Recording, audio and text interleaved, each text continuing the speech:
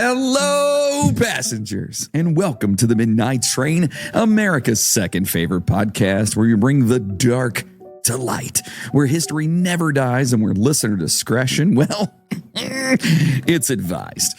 We dive into, make fun of, and joke about the creepy and unsolved mysteries of the world, all while bringing you as much information on each topic as possible.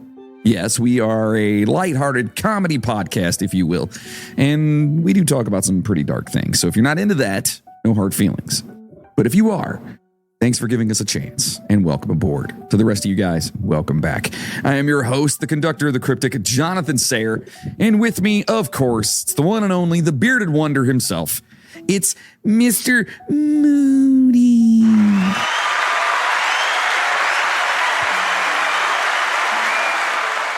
Well, say something, fucko. Something, fucko. There it is. All right. We know it's been intermittent lately. We are both in the middle of a storm right now. If you aren't aware, Moody and I, we record remotely. And he's on the east side where I'm on the west side of Cleveland, I guess you'd say, right? Right. I mean, it's yeah. We're probably, the funny thing is we're probably equidistant from Cleveland. Did you just sides. Make up a word, equidistant? No, that's a real word. That's a real word. Equidistant, not equal distance, equidistant. No. Yeah. All right. I'm going to believe you on this one. I don't know. You can look it up if you want, bro. No, I don't have that kind of time. Anyway, listen. So our recent Patreon for all you amazing poopers, our first class passengers out there, we discussed the basically the evolution of American funerals, and I discussed the passing of my father and his funeral. And yeah, if you want to hear that, along with all of the other amazing bonus content that we have out there, do us a favor, head over to the midnighttrainpodcast.com and sign up for our Patreon, or you can go to patreon.com/The Midnight Train Podcast. That's right. Always put that THE in the middle because we are the only one. We are the. Also, you can listen to me feel really bad about making jokes. Yeah. Moody. I'm talking about. He was trying to keep it lighthearted and crack jokes, because we crack jokes about everything. And then every time he would, he was like, "Oh, I shouldn't have said that." But it was fine. I had no problems with it whatsoever. It was funny. You say that, if it's funny, I feel like you went and cried yourself to sleep after that. Oh, he gonna cry in a car. Uh-huh. So yeah, it was fun. Get over there, sign up, support the show. It's $5 a month. You guys can get all kinds of cool stuff. In the meantime, we'll save the rest of the business. It's $5. $5 holla. That's it. $5. $5. We talked about, and by the way, I didn't forget about this. We talked about dropping it down to $250. Right. Because, it's been kind of sparse with everything going on, right. the fathers and the flooding basements and the all these different things. But I couldn't figure out how to do it. I couldn't figure out how to drop it down to $250. It wouldn't let me do it. I'm like, why? This doesn't make any sense.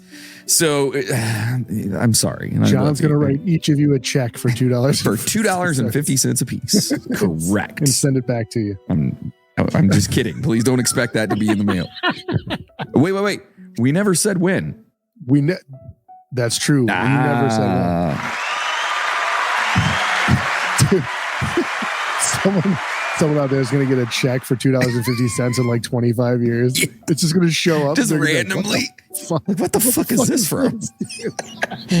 All right, let's save the rest of the business stuff until the end. Let's get into it. Let's turn down the lights, adjust our seats, grab a drink, and let's get disastrous.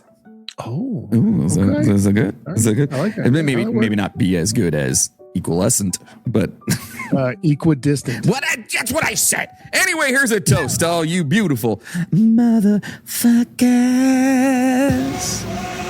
It's the children's show. Be careful with what you're saying. Oh, sorry. Families listen. It's for the children. Wow. It's for the children. Watch your mouth.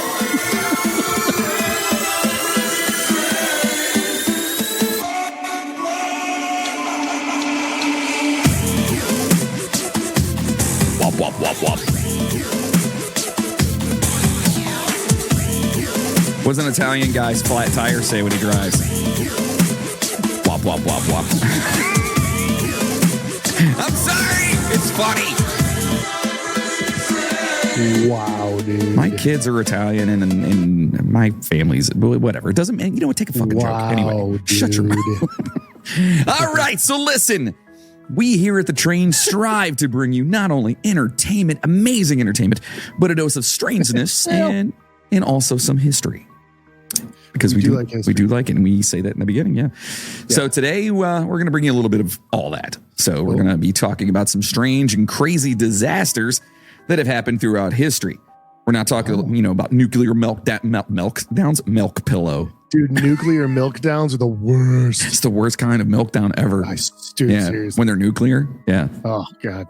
No, we're not talking about meltdowns, crazy weather, or anything like that. Actually, Moody and I were actually having a discussion where I mentioned that, one of the things we're going to talk about, I was like, did you hear about this? He was like, what? And then all of a sudden, guess what? We're doing a complete episode on a bunch of these things. So there will be lives lost, in some of these disasters. And we're not laughing at them or the loss of life by any means, but how it happens and everything around it is just insane. And it's way too crazy for us to make up. So we're going to, make some jokes. And of course, you guys know how we do that. So, add some levity. So that being said, let's get it on. So the first oddity on our disaster. Oh, wait. Before I start real fast, because I know we talk about. Oh, shit. I know. We always talk about, wrestlers and wrestling in this. Like, at like bring it up. The Paul, what was his name? That we did. Whoa. You guys got to check out the Patreon. It was so funny.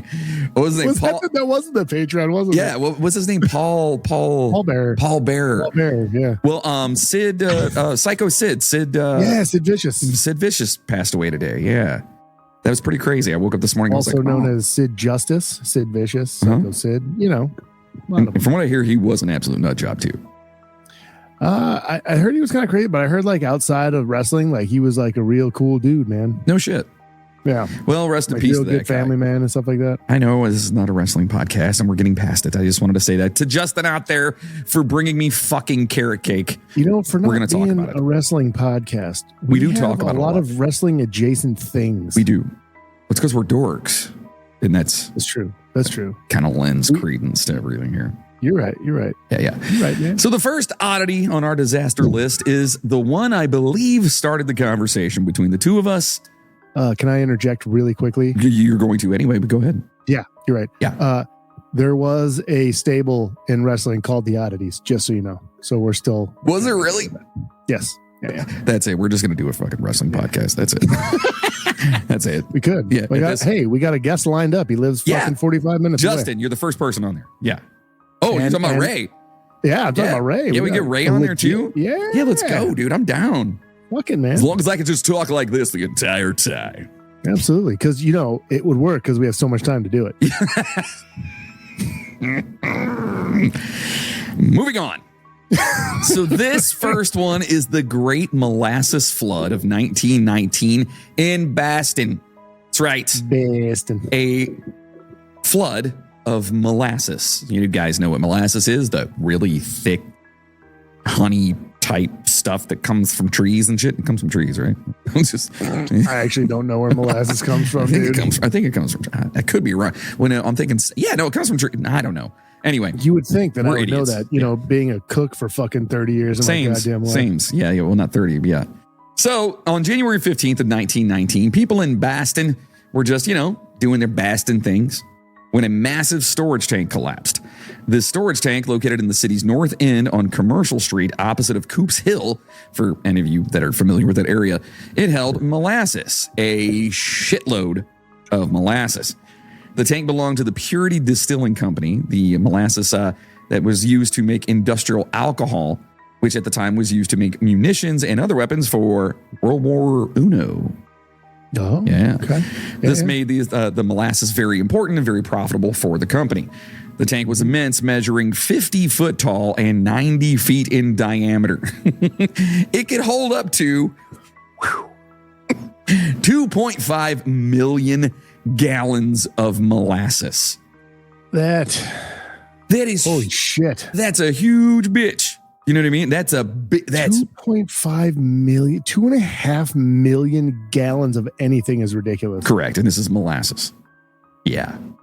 Jesus Christ. Imagine the weight of 2.5 million gallons of molasses. Yeah, because I mean, it's pretty dense, right? That's pretty damn dense. Water weighs roughly 8 pounds a gallon. Right? Okay. So that would be 16 million pounds. Wow, shit. 24 million pounds of fucking water. Sounds like a lot of math. That's a lot. That's fairly simple, actually. But anyways. Fuck you, Moody. But I'm saying, if that's that's fucking nuts, bro. Yeah, that's crazy. It's got so you're looking at probably close to I mean, if you double that, you're looking at almost 50,000 pounds. Yeah, it's pretty crazy. So the tank was built quickly, and because of this, it was problematic from the get-go. It would leak all of the time, and often one could hear rumbling noises coming from the tank. Ooh. I don't know about you, but that doesn't sound safe to me. No. I mean, they built it quickly. That usually doesn't bode well for 50,000 pounds of molasses. Especially in the early 1900s. Yeah. When even the screws were made of wood. You know what I mean? Some dude was just forging them out in his backyard. How many more of these fuckers do we need, dude? Just keep making them, Bill. Man, fuck you. You get free molasses for life. So even with these issues, the company continued to use the tank after the war, as they discussed on, they wanted to start producing grain alcohol. All right. As it was in high demand with prohibition looming. At one point, reports even stated that they actually painted the tank from a blue color to a red-brown color to try and cover up the leaks. Yeah. No, it's not leaking. That's just paint that ran when we painted the tank. So the day before the tank ruptured, a ship had delivered a fresh load of molasses to the company. The molasses had been warmed to help with the transfer from the ship to the tank. Warmed. Okay, so it's, when it cools off, it becomes very, very super dense. Viscous, if you will. Yes. So that's a real word, by the way. Correct. That is a real word. I keep saying world, but in order to intense its viscosity, if you will, you heat it up in order to make the molecules expand a little bit, and it becomes more fluid-like. Yeah. You're not the only smart one, fucker. Anyway. Yeah. Damn it. So it got warm. It was warmed up so they could, transfer it over. So at approximately 12:30 p.m., the tank ruptured, and all of that fresh, delicious molasses just exploded into the streets of Boston. Now, you, dear listener out there, are great passengers. You might just be thinking to yourself, it's molasses. It's thick, it's sticky, and as the saying goes, be slow to move, right? Because it's that's how they describe me. Yeah, well, that is true. You are kind of molasses-like. I'm thick, I'm sticky, and I'm slow to move. That's a new shirt. Write that shit down. But it's got to be a cool thing. I'm molasses, baby. I'm thick, I'm sticky, and I'm slow to move. All right. Well, if you think that this shit was just way too slow to do any kind of damage, well, first of all, we probably wouldn't be talking about it. And second of all, you'd be fucking wrong. Molasses is around 40% more dense than water. This resulted in the molasses having a lot of potential energy while stored in the huge tank that it had. When the molasses burst from the tank and hit the streets, a fucking tsunami of molasses anywhere from, get this, 15 to 40 feet high and roughly... Depending on where it was at. Yeah. And roughly 160 feet wide. It just tore through the north end of town. Okay? That is a huge... Not only is this a wave, and remember, they warmed this shit up, but when they warmed it up, the shit's hot. It's not just warmed up. I don't think it was super hot. It wasn't boiling. It was just enough. No. Yeah, it wasn't boiling, but it was still hot enough that you got that shit on you. You'd be like, ow, what the fuck? So because napalm. it is. It's kind of like, napalm, except it's not on fire. Not yet, at least. So about it moving slow here. Yeah, the floor of the molasses actually traveled at about 35 miles per hour during its peak. Okay, so you have a wall of Moody coming at you at 35 miles an hour. That's terrifying. Yeah. And approximately anywhere between 15 and 40 feet high and 160 feet wide. That's a big wave of molasses. So buildings near the initial wave were knocked from their foundations and crushed. At least one truck was thrown into the harbor, and the blast of air from the initial wave actually sent people flying. So when this thing came, and it came out with so much force that people were just like, what's that awesome smell? Oh, shit! You know? That was pretty much how it went. Yeah. Because molasses smells amazing. It does. I like molasses. Yeah. So it actually made people fly off. So after the molasses started flowing, the wave started to cool due to the temperatures outside, making an even stickier situation. More Moody-like. People and horses that couldn't get out of the way became even more stuck due to the cooling, and it made rescue efforts even that much harder. The rescue efforts lasted for 4 days. The initial death toll was misreported as the conditions delayed an accurate fatality count. Several blocks were flooded with 2 to 3 feet of molasses, making things very difficult. Can you imagine trying to wade through 3 feet of molasses? And this is days later, so that shit's cooled off by now. So it's because this was like in the winter. Yeah, this is like, it's super thick at this point. It's like tar. Yeah, dude. Like it's like that. It'd be like that scene in fucking Home Alone where he's like going up the stairs with the tar on the stairs, and like his shoe comes off, and his other shoe, and his sock comes off, and then he hits the nail, and he just goes, yeah. Like that's what I'm picturing. Like, how do you even like? That's incredible. Like, I don't know how you pull that up. Yeah, well, it wasn't very easy apparently. So now again, tons of places were just covered with this shit. So the first on the scene were cadets from the USS Nantucket. They ran in to pull as many people as they could from the mess here. And others from the Army, Navy, Red Cross, and Boston Police and Fire came to help and work through the night in their rescue efforts. There was a makeshift hospital set up in a nearby building to try and deal with the large number of wounded citizens. Now think about this. This is a vat, a very, very, very large vat of fucking molasses. And it has caused an actual like citywide disaster.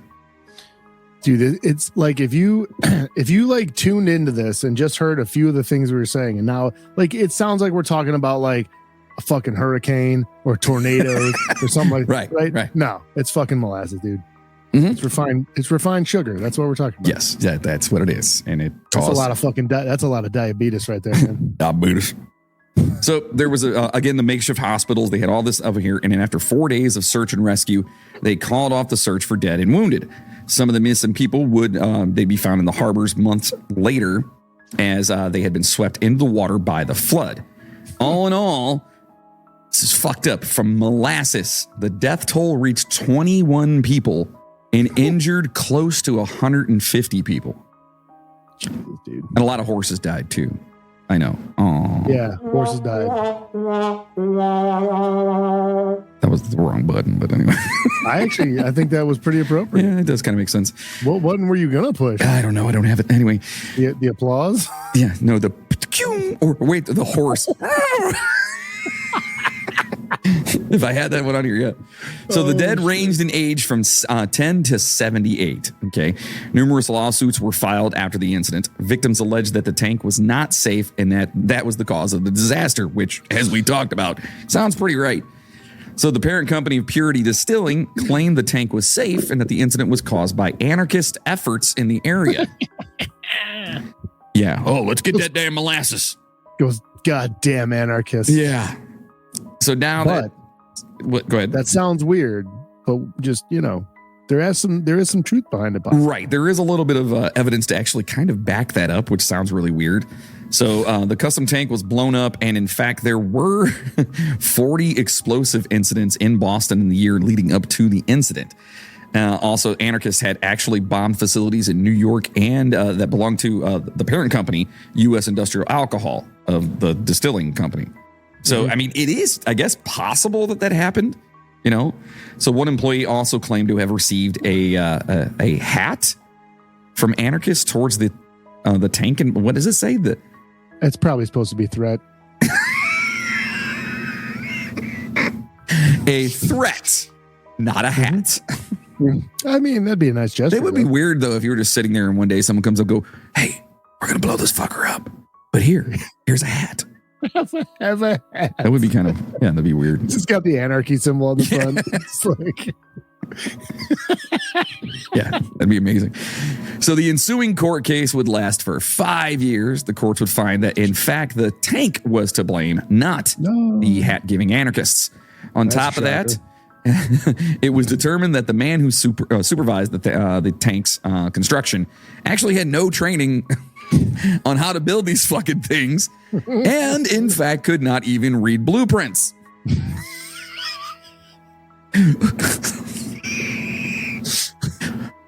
I wonder why it was unsafe. I have so many questions. Many questions. Even more on top of that, no legitimate engineers or architects had been commissioned to assess the structure. So, yeah, that's like someone asking Chainsaw to design a skyscraper. Like some dude called his uncle.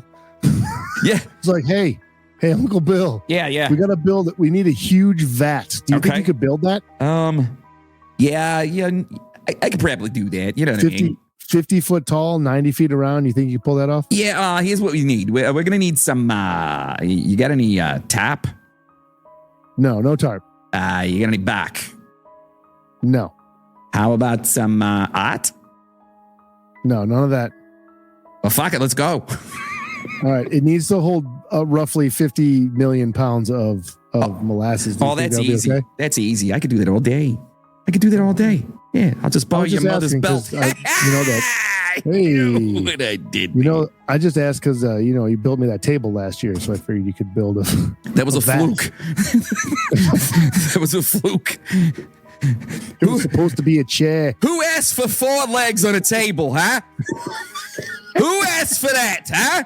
You didn't need that. Just saying. And the second leg was fine. So anyway, the total damages were estimated to be around 100 million in today's dollars. The cleanup effort lasted weeks, and reportedly Boston smelled like molasses for years after this happened. The harbor water was brown until the end of the summer. And the company was ordered to pay what amounts to about $15 million in today's money, which seems, it was a lot of carnage and a lot of damage here, but $15 million, that's still a lot of money. Yeah, but they didn't have to pay anything to the people that died or their family, any of that shit. Like literally it was like they were fined $15 million. Oh, that just went to the city for like cleanup efforts and stuff like that? Yeah, that's it. Like there was that's fucked up. There was no major repercussions aside from that. So this ruling did, however, change the laws and building requirements in Boston, as now architects and engineers would have to have their signatures and probably know what the fuck they're doing on all retirement areas of building plans. Retirement areas? Shut up. The rest of the country would follow suit with these regulations. Soon after, they instituted the laws that all engineers were required to have professional certification, and all plans must bear the seal of a registered engineer before they would be granted a building permit. Go ahead, correct it real fast. It's supposed to be seal. Correct. Because before that, it says soon after, all is State Sushi Institute laws. Yeah, dude, it's those new sushi laws, bro. All is State Sushi. I'm like reading through this and my brain's going, fix it. Yeah. I don't even know what the fuck that's supposed to say. I'm reading it and I have no fucking idea what it says. Can I just say, I am sorry. Now, it is said that this event was a turning point in U.S. construction standards, which is awesome because, basically this thing happened. Boston's like, okay, fucking Bob's uncle can't build shit anymore. You know what I mean? And they're like, we should probably have people that know what the fuck they're doing. And then the rest of the country's like, yeah, that's probably a good idea. Especially when you have like bridges and skyscracper, all these things that are coming about that could, kill everybody. We should probably have some sort of a contractual educational background with stuff. Do you imagine like people that have like the dude that built that vat and someone's like, well, he built that big vat. He could probably build houses and buildings, right? Fuck it. Let's go. Right. And like that dude builds like a whole neighborhood of like houses. And the whole And place like just the first strong It just storm, they all implodes. fall down. looks like something on a twister. It's not even windy outside. What are you doing? I farted in my bedroom. The whole house went down. I don't know what happened. What exactly did happen to this thing aside from, the shitty tank? Well, Nicole Sharp, an aerospace engineering science communicator, Jesus, led a group that researched the incident. Was she just bored? She sounds pretty You got to significant. spend that grant money somehow, right? So they used corn syrup, which had a similar consistency to molasses, to run a test and determine what may have happened. As stated previously, the shipment of molasses came in the day before the incident. The researchers believe that the molasses did not have a chance to cool down and likely was 7 to 9 degrees warmer than the air temperature in Boston. So it wasn't that hot, actually. No. Yeah.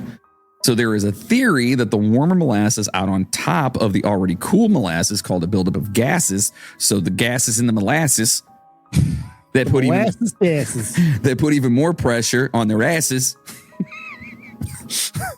I don't know. That was funny. Sorry. I apologize. It put more pressure on the already weak structure and it caused the tank to just give way. Okay. So you've got all this gas buildup because, the way this shit. Basically like shaking up a soda pop. Correct. So, well, yeah, but except sans bubbles. You still have the gas in there. It's the pressure. Can you imagine if there was bubbles in there? It's like throwing dry ice into a bottle with a little bit of water and then putting the top on. Making a little dry ice bomb. That's dangerous. Is that better? Don't do that, people. Don't do that, people. Don't listen to Moody. Please don't do that. No.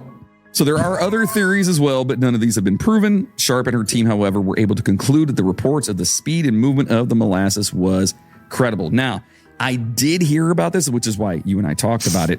There were people, young people especially, who were basically surfing on this wave of molasses when it first hit.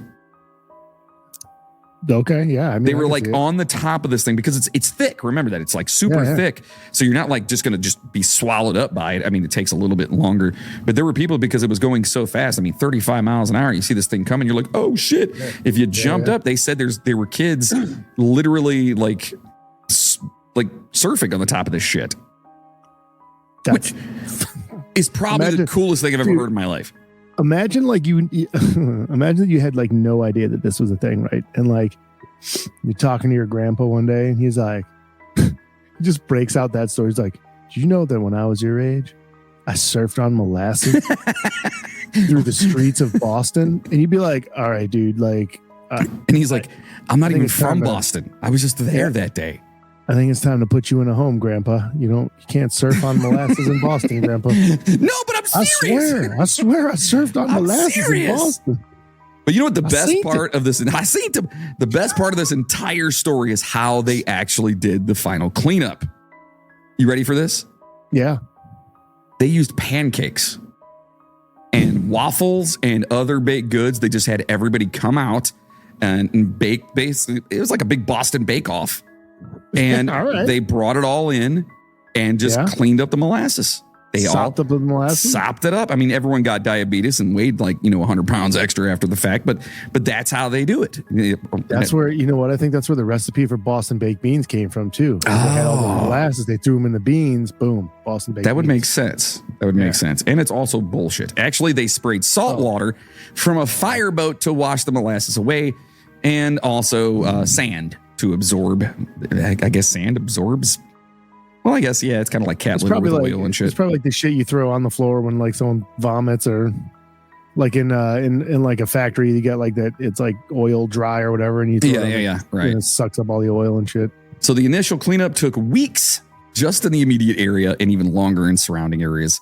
And it was reported that everything a Bostonian touched was sticky to the sightseers, rescue workers, and cleanup crews tracking molasses everywhere. Payphones, subway seats, train platforms, inside of their homes, everything had fucking molasses on it. Remember, 2.3 million gallons of fucking molasses. And the greatest thing is that Boston is still kind of like that today. Sticky. Slow and sticky. It's sticky. It's moodified. It's just moody everywhere. Yeah. I'm just kidding. I love Boston. Boston's awesome. It's a great little town. All right. Hold on now. Let's not get carried away. Okay, it's cool. How's that? Is that better? It's all right. All right. So sticking with the floods, we're going to look at the London. This one breaks my heart, by the way. I know, dude. This one absolutely dumbfounds and breaks my heart. This would be the London beer flood of 1814. On October 17th, 1814, a broken vat at the Horseshoe Brewery on Tottenham Court Road flooded the local area with a porter, a dark beer native to the capital, killing 8 people and demolishing a pair of homes. So now if you're not familiar... I wish they would have wasted an IPA. Oh, come on. I don't think they had IPAs prevalently available at that point in time. Probably not. It was a joke, dude. All right. Calm the fuck down. I got it. It just wasn't funny. Anyway, so when you have, for those of you that may not know about beer a whole lot out there, a porter is basically like a lighter version of a stout. So it's still a dark beer. It's just not as dark and heavy as a stout is. So they, roast the grains and whatnot, and that's how you get that dark color and the malts and whatnot. So now you know. See, you guys learned something. Anyway, moving on. No. So this fucking thing killed 8 people and demolished a bunch of homes. So that's fun. Mm-hmm. Yeah. Mm-hmm. Standing at the corner of Great Russell Street and Tottenham Court Road, is that M-E-U-X, Moo? Is that Mew or Moo? And how's it spelled? What is it? M-E-U-X. Probably Mo. Hey, Mo. Anyway, Mo and Company's Horseshoe Brewery was, I thought it was Mew, but whatever. It was located amongst the tenements of the densely populated St. Giles Rookery slum, an area of poverty and vice inhabited by the destitute, prostitutes, and criminals. Sounds like Moody's favorite place. And yeah, no, I should go there. Yeah, you should. And dominated the surrounding Irish enclave. It has been founded in the early reign of King George III and was famous for its porter, producing more than 100,000 barrels each year. That's pretty impressive for fucking 1814. Yeah, no, that's... So people were slamming this shit down. That's amazing. So in 1810, the brewery had a 22-foot high wooden fermentation tank installed on the premises, holding the equivalent of over 3,500 barrels of porter ale. It was held together by massive iron rings, so it's a big, basically a big 3,000 barrels of porter. 3,500 barrels of porter. 3,500 barrels of porter. Okay. Yeah. All right. Just trying to. So it's basically just a big barrel is what they have because it's held together by massive rings. Okay. Yeah. At around 4:30 p.m. on October 17th of 1814, storehouse clerk George Crick inspected the tank and noticed that one of the 700-pound iron hoops, it slipped off the cask. It just slipped right off. But as this occurred 2 or 3 times a year, it didn't seem unusual and he thought nothing about it. So this is just something that fucking happens. Despite the tank being full and pressure from the fermentation building inside of it. So the fermentation tank, so fermentation, obviously it creates gas. It's kind of like what we were talking about before with the molasses too. So it builds gas and you have a lot of pressure inside there. And then, there it goes. So Crick's boss told him that no harm would ensue from the broken ring and instructed him to write a letter to another brewery employee requesting it to be fixed at a later date. So he's like, "Excuse me, boss. One of the rings have slipped off of the really huge tank." And he's like, don't worry about it. If that tank was full, it would be about 109,000 gallons if it was full. Okay. If it held 3,500 barrels. 35 barrels, yeah. And there's roughly, I found this out. You guys can all thank me for this. About 31 gallons of beer in a barrel of beer. Yeah, I could have told you that. 31 times 3,500, you get 108,000 something or other. Yeah, you didn't ask me. I could have told you. What? You didn't ask me. I could have told you. It was about 31 gallons. I'm kidding. I had no idea.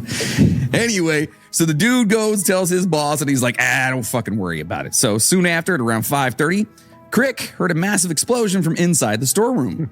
The tank had ruptured, releasing the hot fermenting ale with such force that the vat burst into splinters and the back wall of the brewery, well, it got knocked the fuck down. The blast also set off a chain reaction, breaking off the valve on an adjoining cask and breaking open more vats, adding their contents to the flood, which had now burst out in the street. So it's a domino effect. This one went, and then it just hit all the other ones, then went, and then all the way down. That is the most. How'd that happen again? It went, and then it went all the way down. All right. Yeah. And it's just so sad because more than 320 gallons of beer were released into the area. Okay. 320 gallons. That's it. It's going to be a typo. Did I say that? Yeah. It says, I'm going to say it's 320,000 gallons. I'm going to double check that. No, I read it wrong. Oh, did you? Okay. I was like, there's no way I put that in there. So 320,000 gallons of beer were released into the area. That is such, it breaks my heart. So a absolute just wall of porter rushed through the narrow lanes and swept everything away in its path, swamping everyone and everything with alcohol. The flood reached George Street and New Street in minutes, and with no drainage on the streets, it inundated the basements of tenement houses and caused them to collapse. Residents scaled tables and furniture to try and save themselves from drowning or being swept away. Could you just for a second think about this? You're sitting there, it's a dilapidated house. It's not the greatest house in the world. You're having a rough go of it. You're probably a drinker anyway. And you're sitting there and you're just going, you know what? I fucking hate this house. I fucking hate you. I hate my life. I just need a beer. Oh shit. You know what I mean though? It would be amazing, but just heartbreaking at the same time. Yeah, that's all I'm saying. That's ridiculous. I'm not trying to make fun of people who live in whatever. You know what I'm saying? So you're making fun of me right now. That's just, Okay, so residents again, they just, you were going to say live in poverty. That's me. Well, in one of the houses, Mary Banfield and her 4-year-old daughter Hannah had just sat down to tea when the flood hit, and unfortunately, they were both killed. And another, an Irish wake was being held. This is super fucked. An Irish wake was being held for a 2-year-old boy who had passed away the day before. And the mother, Anne Seville, and 4 of the mourners were fucking killed at the kid's funeral, dude. By beer. And they're Irish. It's almost like someone did that on purpose. That's like, that should have been in Alanis Morissette's song about irony. Isn't it ironic? Don't you think? It's like riot. Anyway. So the resulting tidal wave also took out the wall of the Tavistock Arms pub, trapping and instantly killing teenage servant Eleanor Cooper, who had been washing out pots on an outdoor water pump behind the wall. All in all, 8 women and children perished in the beer disaster. All inside the brewery actually survived. So everyone in the brewery survived from this damn thing. Although several blew out a fucking wall and went down the street. Pretty much, yeah, it avoided them. So, although several were actually injured, 3 workers were rescued from the waist-high liquid, and another was later pulled alive from the rubble. Quote, all at once I found myself borne onward with great velocity by a torrent which burst upon me so suddenly as almost to deprive me of breath. That's all right. It's pretty amazing. Saying. Yeah. Wait, hold on. You ready? Hold on. The best part is, wrote one anonymous American in an account published some 20 years ago. Jesus, dude. I gave the guy a really bad British accent and he's American. Oh God. No one talks like that. They anymore, do though. talk and like that. It's sad. And this was back then. But I'm saying nobody talks like that anymore. Because now it would have been like, bro, this fucking beer flood came and it fucked everything up, man. It was fucking crazy. It threw me on the floor and I almost fucking died. Yeah, there's no eloquency to the way people talk anymore. It used to be almost poetic when people would talk and say things, Yeah, now we're just fucking morons. Correct. We're getting dumber and dumber for sure. So he actually he made this account about 20 years later in the Knickerbocker. He was exploring the city and was rescued when the flood receded. So he was just there to go check it out. and all of a sudden gets caught up in this fucking beer flood. It's amazing. Oh, that's a shitty vacation. Yeah. Quote, some of the inhabitants survived by clambering onto pieces of furniture. Others were not so lucky, writes Rory Tingle for The Independent. Hannah Banfield, a little girl, was taking tea with her mother, Mary, at their house in New Street when the deluge hit. Both were swept away in the current. Deluge? It's what? Deluge? Not the way it's spelled here. No, that's how it's pronounced. No, it's spelled Fuckyou. So both were both were swept away in the current and perished. And we're not laughing, of course, because this mother and daughter died. That's fucking horrible. Elsewhere on New Street, mourners were gathered around. Again, this is this person basically just reciting what we said before. That is just crazy to me. And the worst part of this whole thing to me is that people died while bereaving a child who had passed away the day before. Like, that's just fucking like, what? And one of them was the kid's mom. Like, the kid's mom is probably the lowest she's ever been in her life at that point, and then that happens. Well, hopefully she was drunk when it happened. Well, I mean, maybe. No. Quote, soaked in poverty, the St. Giles neighborhood was now saturated in beer, writes History.com. Neighbors waded through beer and wreckage in search of people trapped by the destruction. Newspaper accounts record that everyone was quiet in order to hear the cries of those trapped. Oh, that's so sad. The reason such a large single vat of beer was on hand can be traced back to the fact that having huge porter vats was an attraction for London breweries. But of course it was. It looked cool as shit. Yeah, hell yeah. You know what I mean? I've gone to breweries all over the world, and some of the coolest shit to me is going, holy shit, look at that. You know, got these big vats. Some of them aren't even, well, most of them aren't even in use anymore. But it's just cool seeing how they used to do it. So of course it's it's something to bring people in. My name's John. I've been all over the world.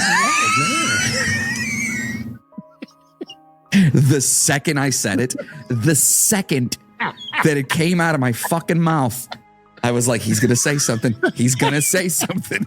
I've been to beer places all over the world. All right. Quote, it is thought that one of the most spectacular sights, certainly at the major London porter breweries, was the sheer size of the storage vats. Much kudos being attached to the brewer in possession of the largest example. So this thing was like the biggest vat around. So it wasn't even like it wasn't like a normal vat. This was like the vat, you know? You ladies want to come and see my vat? It's the biggest one out there. The biggest one around. That's right. You ever seen a vat this big before? Yeah. Just be careful. If the ring pops off, it's gonna, cause an eruption.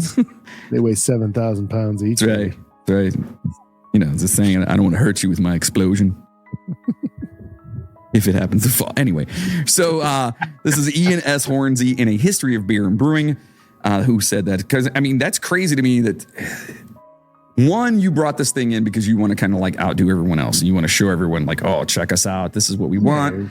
It's a pissing contest. Correct. And you're like, hey, it's going to bring more people in. And it fucking kills 8 people. Oh, your vat's 21 feet high, huh? Oh, look at that. Mine's 22. Yeah, that's pretty cool, except mine didn't kill anyone. Mine's still here with all the beer in it. So yours, the real winner. Yeah, yours is up for murder right now. So thanks. Yeah. So in 1763, vats capable of holding 1,500 barrels each were installed in breweries in London, and vats only continued to get bigger until the beer flood. So after that flood, they were like, we probably shouldn't do that. Yeah, we should scale this down a little bit. Yeah, probably not a good idea. So as beer historian, and apparently that's a real thing that I want to do for the rest of my life, Martin Cornell points out the beer vat that broke at the Horseshoe Brewery wasn't even the biggest one there. Oh, shit. Yeah. While historians differ on exactly how much the broken vat held, somewhere between 3,500 and 7,500 barrels. Okay. Holy fuck. That's a big difference. That's a huge, fuck yeah, dude. You're talking 4,000 barrels at 31 a pop. That's a shitload. Yeah. I'm not even going to do the math. I just know that's a lot. Anyway. About 12,000, but whatever. There it is. So a contemporary writer who Cornell quotes says that the brewery's largest that it held, 18,000 barrels. and had 80 tons of iron holding it together. Hold on a second. Yep, do the math. You said now how much? 18,000 barrels? 18,000 barrels. So, all right. 3, 9. Hold on. I only have one hand because I still don't have a mic stand. Dude, what the fuck? Patreon, please help. So 31 gallons. Gallons. 31 gallons of beer. Gallons of beer. Times 18,000. Right. 31 times 18,000. That's 558,000 gallons of porter. That is so sad. That is a lot of beer. I'm not a big porter fan, though, so I guess I'm not too heartbroken about it, but, still, it's beer. I'm not really a porter guy. So Carnell told the CBC's Carol Off is her name. I swear to God. Oh, wait, hold a minute. Hold on. Let me read this again. Cornell told the CBC's Carol Off that rumors about, okay, to me at first glance, it looked like it said Cornell told CBC's Carol Off.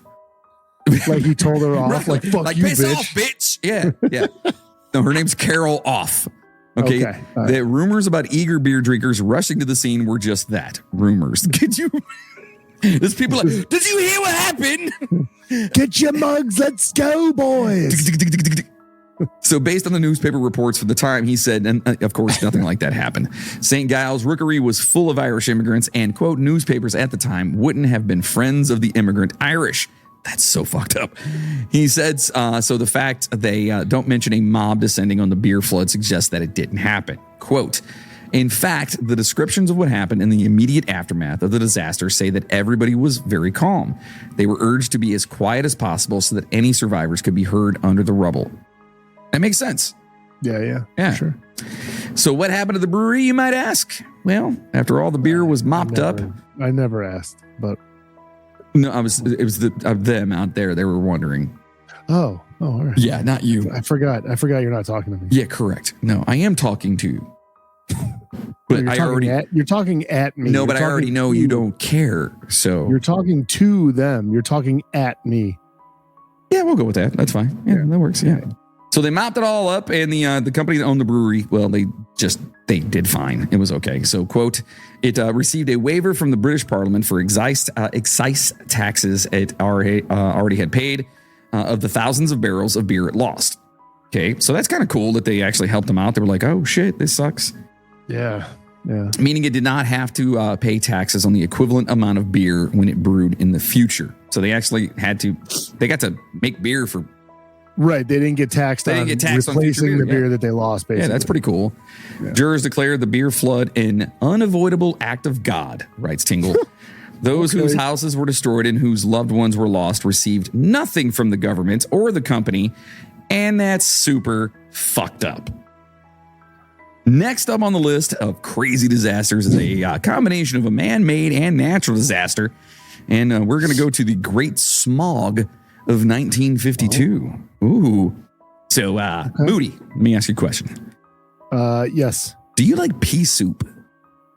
Not particularly. I actually despise peas. Good, me too. I'm right with you right there because they're fucking gross. They're just like little balls of dirt. That's what they taste like. It's like they're gross. It's just gross. Yeah. And if you guys like peas out there, no offense or anything, but your taste sucks. I mean, you do listen to the show. I'll tell you what, if you do like peas, get yourself a spoonful of peas and shove each one in your pea hole separately.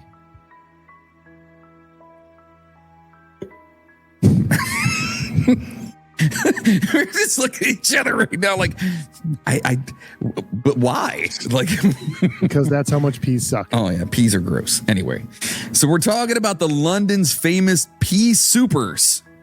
Okay. So what the fuck are we talking about? A pea souper or a pea soup fog is a very thick and often yellowish, greenish, or blackish fog caused by air pollution that contains soot particles and the poisonous gas sulfur dioxide. What the fuck? Yeah, it's a pea souper. Pea souper. Another reason for me to hate peas. That's period. That's all this is. Absolutely. If you have a deadly smog that is named after a dish, a horrible vegetable that you're involved in, then you suck. Yeah, it's not good. I don't like it anyway. So pea soup fog occurs in Cutie. Yeah.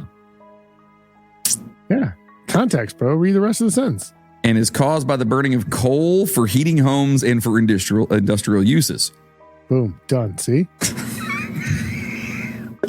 I don't think that's correct. Well, you can think whatever you want, but you're not going to do the research, so whatever. I'm going to from now on. So the fog can be harmful and even fatal in cases involving the elderly and infants and young children. I mean, you got fucking sulfur dioxide. Yeah. Oh my God. So with that, the Great Smog was essentially a pea super on steroids. Super.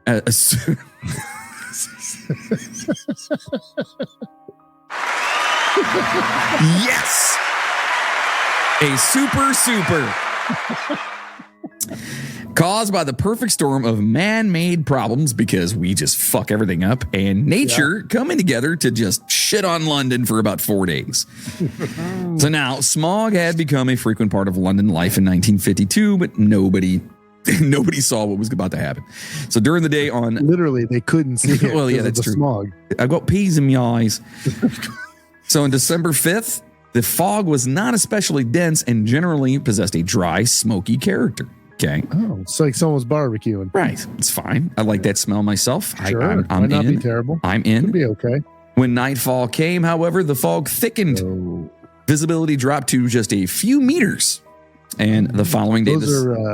Those are English measurements. Correct. For all us dumb folks, a meter is right around 3 feet, a little over 3 feet. A little over 3 feet, yeah. Yeah, for us dummies. So the following day, the sun was too low in the sky to burn the fog away. That night and on Sunday and Monday nights, the fog again thickened. In many parts of London, it was impossible at night for pedestrians to find their way, even in familiar districts. So it's that thick that you're walking outside and you don't know where the fuck you're at. No. And this isn't like in 1852 where you had gaslit streetlights and shit. This is 1952. So in the Isle of Dogs area, the fog there was so thick people could not see their feet. So you're walking, you're trying to get home, and you're drunk. How do you react, Moody? I would probably just give up and sit down wherever I was at. Be like, you know what? This is fucking dumb. I give up. Just lay down. And then just wherever I'm at, that's where I'm at until everything clears up. Actually, you know what? That's a good shirt too, right there. Wherever I'm at, that's where I'm at. I like that too. We got to write these down. We have to write these down. So aside from the underground, transportation was severely restricted. Ambulance services suffered, leaving people to find their own way to hospitals in the smog. Many people simply abandoned their cars on the road. Oh, fuck it. I can't say anyway. Yeah. Indoor plays and concerts were canceled as audiences were unable to see the stage, and crime on the streets increased. There was a spike in deaths and hospitalizations relating to pneumonia and bronchitis, and herds of cattle in Smithfield reportedly choked to death, dude. Jesus Christ. Is that because of the shit in the air? The sulfur? Essentially, it gets like smoke inhalation at that point. Like, oh my God. Yeah. So the fog lasted 5 days, finally lifting on December 9th. Its severity was not fully appreciated until the Registrar General published the number of fatalities a few weeks later, which amounted to about 4,000 fucking people. Wow. Dude, what the fuck? Why have I never heard of this before? Holy shit. It's because you hate peas. Oh, is that what it is? Yeah, that makes sense. Yeah. It does make sense. You just taking 5 seconds to search pea soup. Yeah, I just saw pea and I was like, fuck it. It doesn't matter. Or if you would have accidentally searched the word super. The super pooper. So the effects of the smog were long lasting, however. In present day estimates rank the number of deaths to have been around 12,000 people. Now, let's just put this for all of our worldly people out there. If you've ever been to the UK, England, London. We know John has. So I have not been there yet. I'm going there on my 50th though. So what a fucking loser you are. I know, I'm a piece of shit. So anyway, please tell me that's moonshine. That's water in it. I'll tell you it's moonshine. It's water. Damn it. It is water. Damn it. Out of a giant mason jar. I know. I saw the mason jar and I was like, yes. I feel like everything tastes better out of a mason jar. Dude, it's just, water. yeah, it does. I love water out of a mason jar, but I'm also a hillbilly. I won't drink my sweet tea out of anything else at this point. Because I feel like it's just blasphemy. Are you sure you're not a hillbilly? I mean, I might be. Yeah. My grandpa kind of was. Yeah. Okay. Well, welcome to the family. Yeah. So no, I have a lot of hillbillies in my family. Well, there you go. So then you're a hillbilly. What the fuck are you talking about? No, I'm like hillbilly adjacent. Oh, okay. So now, again, I hadn't heard of this at all. And the fact that 12,000 people actually died during this. And so it was 4,000 people in just the 5 days that the fog was there. But because of everything that was inside of the fog. Yeah. Like the lingering effects and stuff. Yeah, it fucked up. Wow, that's crazy. Yeah. 12,000 people directly related to the super. That is insane. So the weather in November and early December 1952 had been very cold with heavy snowfalls across the region. To keep warm, the people of London were burning large quantities of coal in their homes. Smoke was pouring from the chimneys of their houses. Okay. So that's where the man part is. Under normal conditions, smoke would rise into the atmosphere and disperse. But an anti-cyclone was hanging over the region. Okay. This pushes air downwards, warming it as it descends. This creates an inversion where air close to the ground is cooler than the air higher above it. So when the warm smoke comes out of the chimney, it's kind of trapped. It can't go anywhere. Yeah. The inversion of 1952 also trapped particles and gases emitted from factory chimneys in the London. And they had a lot back then, by the way. I was just saying, I'm sure they were clean too. Yeah. Know? Oh, yeah. Yeah, there's no pollution there whatsoever. No. Zero carbon footprint. Yeah. No. It was real bad. So along with the pollution, which the winds from the east had brought from industrial areas on the continent. So like, in other words, this was just a cornucopia of shit. Yeah. Oh, yeah. That just fucked up 12,000 people. Like it was legit. Like when you say like a perfect storm of whatever, like this, like it was just that whole, like anything that could possibly go wrong to contribute to this went wrong to contribute to this. It was a super. It was a super. Once in a lifetime super. Fucking crazy. So early on December 5th in the London area, the sky was clear. Winds were light and the air near the ground was moist. Accordingly, conditions were ideal for the formation of radiation fog. Let's add that to the fucking list. The sky was clear, so a net loss of long wave radiation occurred and the ground cooled. When the moist air came into contact with the ground, it cooled to its dew point temperature and condensation occurred. Okay.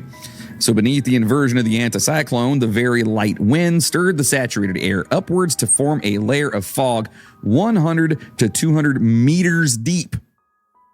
Okay, so again, when we're talking about like we put it in context here, that's anywhere between 300 and 600 feet.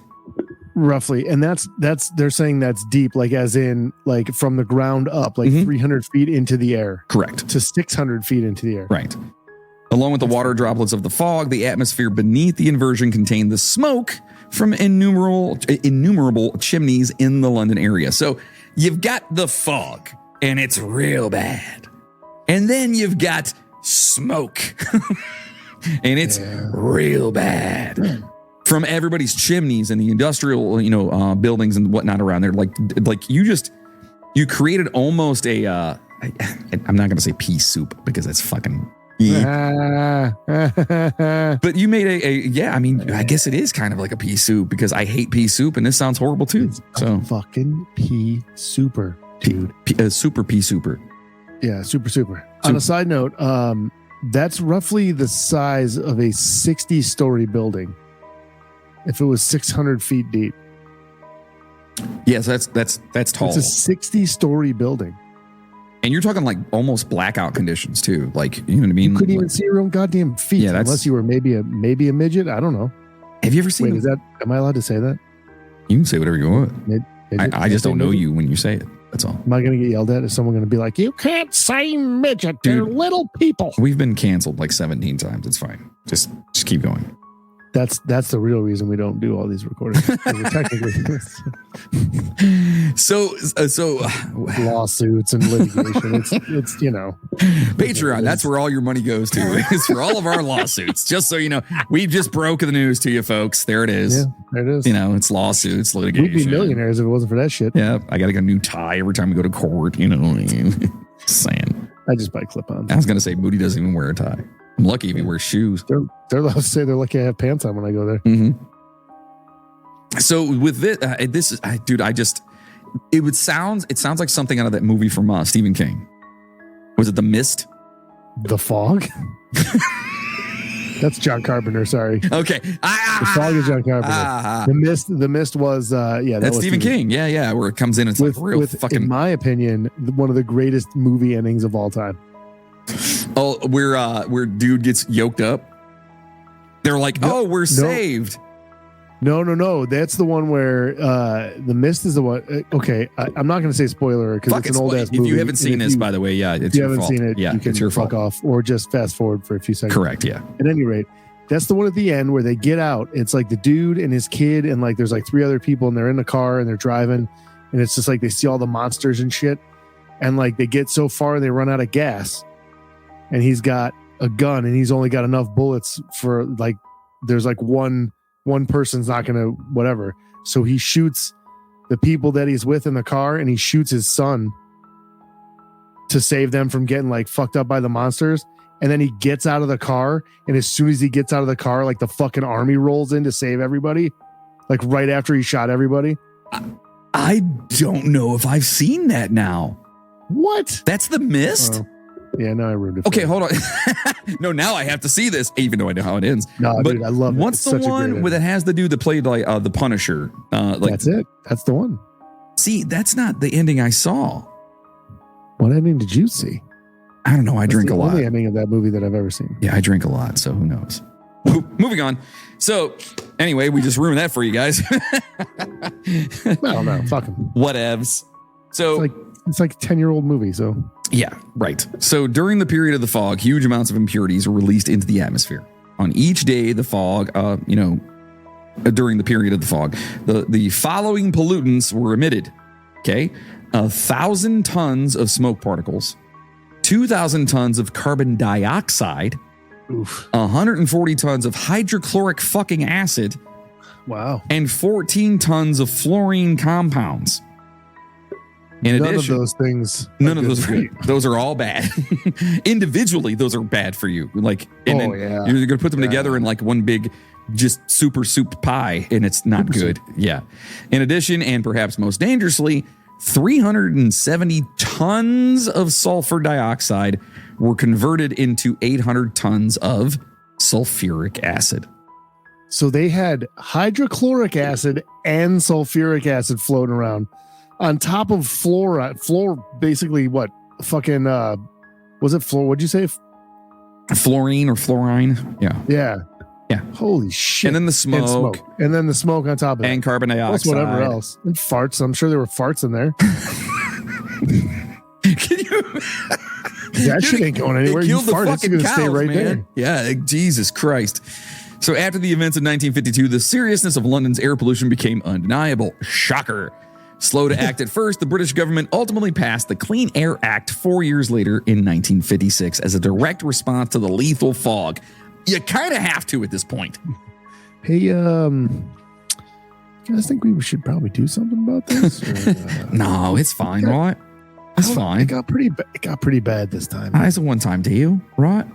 I don't know, man. I feel like that this could keep happening. I don't. But it's never happened before. Well, I mean, I understand this is kind of a super, but like, let's do this. Let's flip a coin. All right. Heads, we don't say shit. Okay. Tails, we don't say shit. Oh, all right. Let's see what happens. So no, they did. They actually enacted this act here, and of course they had to. So the act established smoke-free areas throughout the city and restricted the burning of coal in domestic fires as well as in industrial furnaces. Moreover, homeowners. So there goes the coal industry in fucking London. So moreover, homeowners were offered grants that would allow them to switch to different heating sources such as oil, natural gas, and electricity. Because apparently they didn't have these at the time, which is weird to think about. They probably did. It was just the fact that it was probably way more expensive. So a lot of those people probably couldn't afford to heat their homes with electricity because it's just coal was way fucking cheaper. It's easier to throw coal into a fucking oven and heat your house. Yeah. I wonder if they were given the option for stuff like that. You know what I mean? Like, I don't know. I guess we kind of have the option. We don't have to have electricity if we don't want it, you know? Well, you got to think though, too, at that point, a lot of those buildings were probably hundreds of fucking years old already. And none of them had been retrofitted to heat electrically. They were just running off the fireplaces. Yeah, that's true. Yeah, I could see that. That's how it is when I was in Ireland. We went over there and they you know what? I'm not going to mention any of my worldly travels anymore to you, Moody. All right? I'm not going to tell everyone about going to Ireland and them using peat moss to heat. Yeah. And it's the most beautiful smell in the entire fucking world. I love it, baby. Oh, it's so good. Like going over, so that's what they were using. They would use the peat moss to heat the houses and stuff like that. Like, don't get me wrong, they had heat, but like they use the fireplaces because, I mean, yeah, it's inexpensive. It's inexpensive to do. So, so though change was gradual and another small crisis occurred in 1962, the Clean Air Act definitely wasn't as bad as this one. The Clean Air Act is generally considered a major event in the history of environmentalism, and it helped improve public health in Britain. In 1962, London smog, also known as the Great Smog of 1962, it was a severe smog episode that lasted from December 4th through the 7th. It was a mini super. It was a mini super. So it was a pooper super. It was I don't know. The smog was caused by high levels of sulfur and carbon dioxide in the air and killed at least 66 Londoners. Well, it's better than 12,000. Mm-hmm. And 100 Moors were 100 Moors. 100 those Moors. Oh shit! 100 Moors was hurting, man. The Moors were they still around at that time? And 100 more were hospitalized. Visibility was reduced to as little as 30 yards. Not quite as bad, but still pretty fucking nuts. At least you could see your feet. Yes, we imagine it probably would have been much worse without the passage of the Clean Air Act. It's also crazy that it was exactly 10 years later to the fucking day that it happened. Pretty much, yeah. That is so wild to me. Oh my God. Dude, I had never heard of that story. I guess it makes sense though, because, right, like if it's that time of the year, it's that same time of the year. And like the first time, everything was like, the conditions were perfect for it the first time at that same point in the year. I guess it makes sense that at the same time, like that same exact time of the year, the conditions would probably that makes sense. Right but it's just weird that it took an entire decade to get to that level. You know, I don't know. That's weird. I'd never heard of that before. But 12,000 people, dude. And again, London, the UK, London, it's not a big place. It's not huge. You know what I mean? So 12,000 people, that's a huge dent. You know? Oh yeah. That's especially a lot. Back then, was it 50, 51 52, or something like that? 52. Yeah. So that was 9 years after World War II. Yeah. They had a super. Mm-hmm. So dude, maybe, you know what? If that shit would have happened in like 42, the Germans wouldn't have been able to do shit. Yeah, that's true. They'd be like, I can't see anything. I'll say they couldn't fly through that probably, right? I mean, I guess they could fly over it, but they'd be like, where the fuck are we? What is this? We're looking down the arc. I don't see anything at all. What the fuck is this? Is that a building? It looks like there's nothing there. You guys are fucking liars. No. Okay. I think we got the wrong coordinates there. So if Moody, are you a snake guy? Do you like snakes? Yeah, absolutely. You do. I figured you were weird. Yeah, so, we have 10. You have 10 snakes in our house. Yes. So are you going to burn the house down or what? Me? No, not at all. Oh, I mean, I'd fuck this house. I'd like to, but it's not my house. So okay. So you're a snake guy.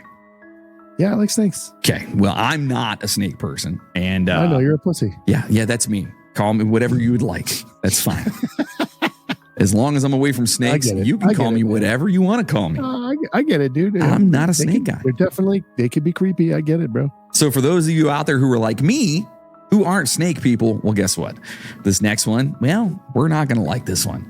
The St. Pierre snake invasion occurred in 1902, and it's kind of a twofer here when it comes to disasters. The whole thing actually started with the eruption of Mount Pelée on the island of Martinique in the Caribbean. On May 5th, a massive lahar, I don't know, what the fuck is a lahar? So we've actually discussed lahars before because it was in, what episode was it? It was, I can't remember what episode it was in, but we were talking about a ghost. It was Creepy Columbia. It was the Creepy Columbia episode. Okay. There was a town that was almost completely buried by a volcanic eruption, and it was because of lahars, which are basically fucking ridiculous mudslides. Oh yeah, okay. Okay, I remember that now. Yeah, that are caused by volcanic eruptions. So this big ass crazy mudslide broke through the crater here, okay, in Martinique, and it came screaming down the Rivière Blanche at speeds topping 100 kilometers per hour. Holy shit. A devastating... Like 60 miles an hour? Say what? It's like 60 miles an hour? No, it's like 4, but that's fine. I'm kidding. So it's as fast as a moose runs, eh? That's right. A devastating mixture of mud and hot water. The slide destroyed a sugar processing plant on the coast, killing almost 24 people. Jesus, this is just the beginning of this thing, just right off the rip. Yeah. The debris then spilled into the ocean, producing a 3-meter high tsunami that inundated St. Pierre. Pelé's eruption continued to intensify. The next day, on May 6th, blue flames heralded the arrival of magma in the crater as a lava dome. Molten magma. As a lava dome poked above its rim. Fucking terrifying. It sounds oddly sexual. All right. So after that happened, the lava dome poked above its rim. Baby, I'm just going to tell you that nightgown you got on. Just saying, my lava dome's poking out of its rim. I have a weird fear of a few things, like weird fears, like snakes and stuff. Okay, I feel like that's kind of like a normal fear. I have a really weird fucking fear of sharks. Okay. For no fucking reason other than all, but also of lava. That's kind of weird. Because it's like, what are the chances? None whatsoever. I live in fucking Ohio. You know what I mean? The chances of me being even close to lava. You travel all over the world, so who knows where you're at, where there might be a volcano. I actually did go to a couple volcanoes while I was in Hawaii. Thank you. Yeah, just saying. That's hey, you know what though? Proud of you then, man. Thank you. But I have this really weird kind of like fear about of lava because it's so extremely hot that you don't even have to be like really close to it for it to fucking kill you. Yeah. And it's also emitting fumes, and you know what I mean? Like it's fucking just dangerous as shit. So I have a really weird fear of it. I don't know. I'm weird, folks. We know this. I always considered lava nature's diarrhea. It's definitely going to cleanse a lot of shit as it goes by, for sure. So again, the next day it starts spitting out some more, magma, or getting ready to. It's starting to bubble over, the lava dome above its rim, baby. Yeah. So on the next day, on May 7th, the mountain sputtered and a volcano on neighboring St. Vincent exploded, killing 1,500 people. What? Right. So you know what the fucked up thing is? No one's probably even paying attention to that volcano, right? Everyone's worried about this other one. They're watching the one on Pelée, and all of a sudden it's just like, huge. Like, what the fuck? It's like the earth was like, watch this. They're looking over here. They gave him the old rope-a-dope. Yeah. Look over here. Wham! It was an earthly rope-a-dope. We're not laughing at the loss of life, just the fact that that's just ridiculous because you're like enamored with this thing that's happening in front of you. Like, holy shit, that's about to go off and could potentially hurt everyone. And then over here, it kills 1,500 people. Yeah. That's insane. So the authorities, however, insisted that there was nothing to fear. It's fine. It's fine. Dude, that has got to be like, can you imagine like the mayor or whatever? And he's like, dude, what are we going to do? And like his like advisors are like, nah, just tell him everything's fine. Yeah.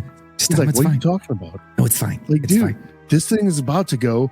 This other one that we didn't even fucking realize was going to just killed 1,500 fucking people. And the guy's like, yeah, it's cool. We're safe. No problem, man. Just tell him we're good. He's like, but it's fine. He's like, now that the other one blew up, this one's going to be fine. Like, but it's fine. Everything went out of that one. It's fine. We're going to be fine. So the authorities, again, they said nothing to fear. The very same day, members of a commission appointed by the island's governor, whose leading expert was a high school science teacher. That's almost as bad as the guy that built the molasses fucking tank.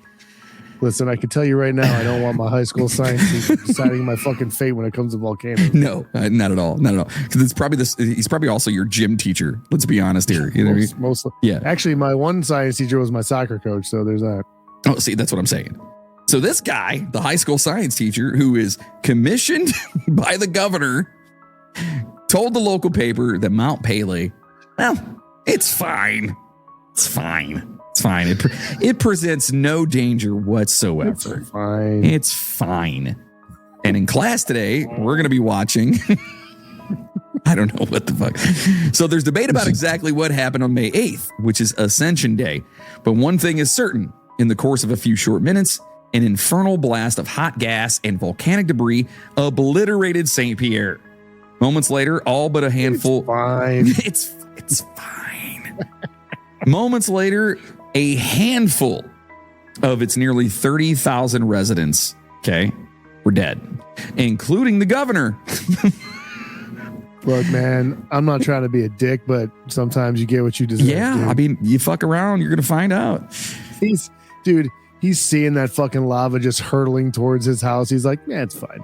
But so the worst part about him, I mean, yes, he obviously it sucks that he passed away, but he actually brought his family there to reassure everyone around there that it's fine.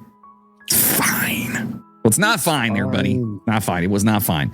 So most of the victims perished from suffocation and burns that scorched their skin and lungs. Subsequent analysis based on burnt wood yielded temperature estimates suggesting the gas cloud was between the magma. Not the magma. And this is the point I was making. Yeah, correct. This is the point I'm making about that shit. The gas cloud was between 350 and 400 degrees Celsius. Ooh. Correct. Ooh. So you're talking 800 to 1,000 degrees Fahrenheit, right? I'm looking right now, buddy. So yeah, I'm probably way off on that. 400 degrees Celsius. Yeah, just look up. I'm probably way off. It's probably like 28 degrees because I'm an idiot. No, it's definitely more than that. 400 degrees Celsius is 752 degrees. Okay, I was a little off. I was a little high shooting there. You were pretty close. Yeah, but I mean, close, think about that. That's 700 fucking degrees, man. Jesus. Dude, your oven only goes to 400. Correct. Maybe 450. You get pissed off when you're in the shower and it goes to like 100 degrees. That's hot to your skin. Bro, think of boiling water, dude. Right, exactly. That's what I'm saying. That'll fuck you up like nobody's business. Correct. It'll fucking burn their shit out of you, and this shit's way above and beyond. 4 times that. You know? Correct. So one witness, Victor Albert, watched the explosion from his field and described the ensuing events to the French newspaper Le Croix, or Le Croix, or whatever. Quote, Le Croix. Quote, a flash more dazzling than a lightning happened. At the same time, a cloud that formed on the summit of Montagna, or I guess Mount Pele. It's Montagna. Yeah. It said Joe Montagna. So is his last name Mount then? Is that what that means in Spanish? What? Montagna? Because it says that's called Mount Pele is Montagna Pele. Oh yeah, so I guess it's Joe Mountain. It's awesome. It's awesome, Joe Mountain. Hey. Anyway, so it literally fell on St. Pierre with such rapidity that it was impossible for anyone to escape. Okay, so they're saying that this cloud just went and came down and just fucked everybody up. Ooh, look at that. Oh my God. Yeah. So are you ready for this? Of the 30,000 people, okay, that lived in this area, the population, only 2 people survived. What the fuck? Dude, so it wiped out fucking 29,998 fucking people. Wow. That is insane. Yeah, So- that's nuts. So Luis Augusta Saparis, dude, I suck at this, survived because he was in a poorly ventilated dungeon-like jail cell. He was in fucking jail, and because it was poorly ventilated, He didn't get all that fucking hot air, man. Wow. Who would have thought that being a criminal would pay off? That motherfucker was probably like, worked out for me. Like, fuck it. So Leon Camper Leandre lived on the edge of the city and escaped with severe burns. Javivra de Afril, a young girl, reportedly escaped with injuries during the eruption by taking a small boat to a cave down shore and was later found adrift 2 miles from the island unconscious. So three people survived. Right. Still, what the fuck? Yes. 3 out of 30,000. Correct. Those aren't great. Those are not good odds. No, that's bad. So all of this is pretty fucking horrific, right? It's not good. No, right. not at all. But the best thing about this is that it gets way worse. Oh, Yeah. okay. So while this was happening, a plague of insects and snakes, remember I mentioned that earlier? Did you guys forget about the fucking snakes? Because I didn't. Slithered down from the mountain, disturbed by its, paroxysms? Sure. You just put that word in to fuck me up, didn't you? I didn't even know that. I'm assuming it's going to say its habitat was probably fucked up because of the What is it? What is the word? paroxysms. Paroxysms. You guys out there probably, we have smarter listeners than we are, so Well, how do you spell it again? P-A-R. that there would be Paroxysms.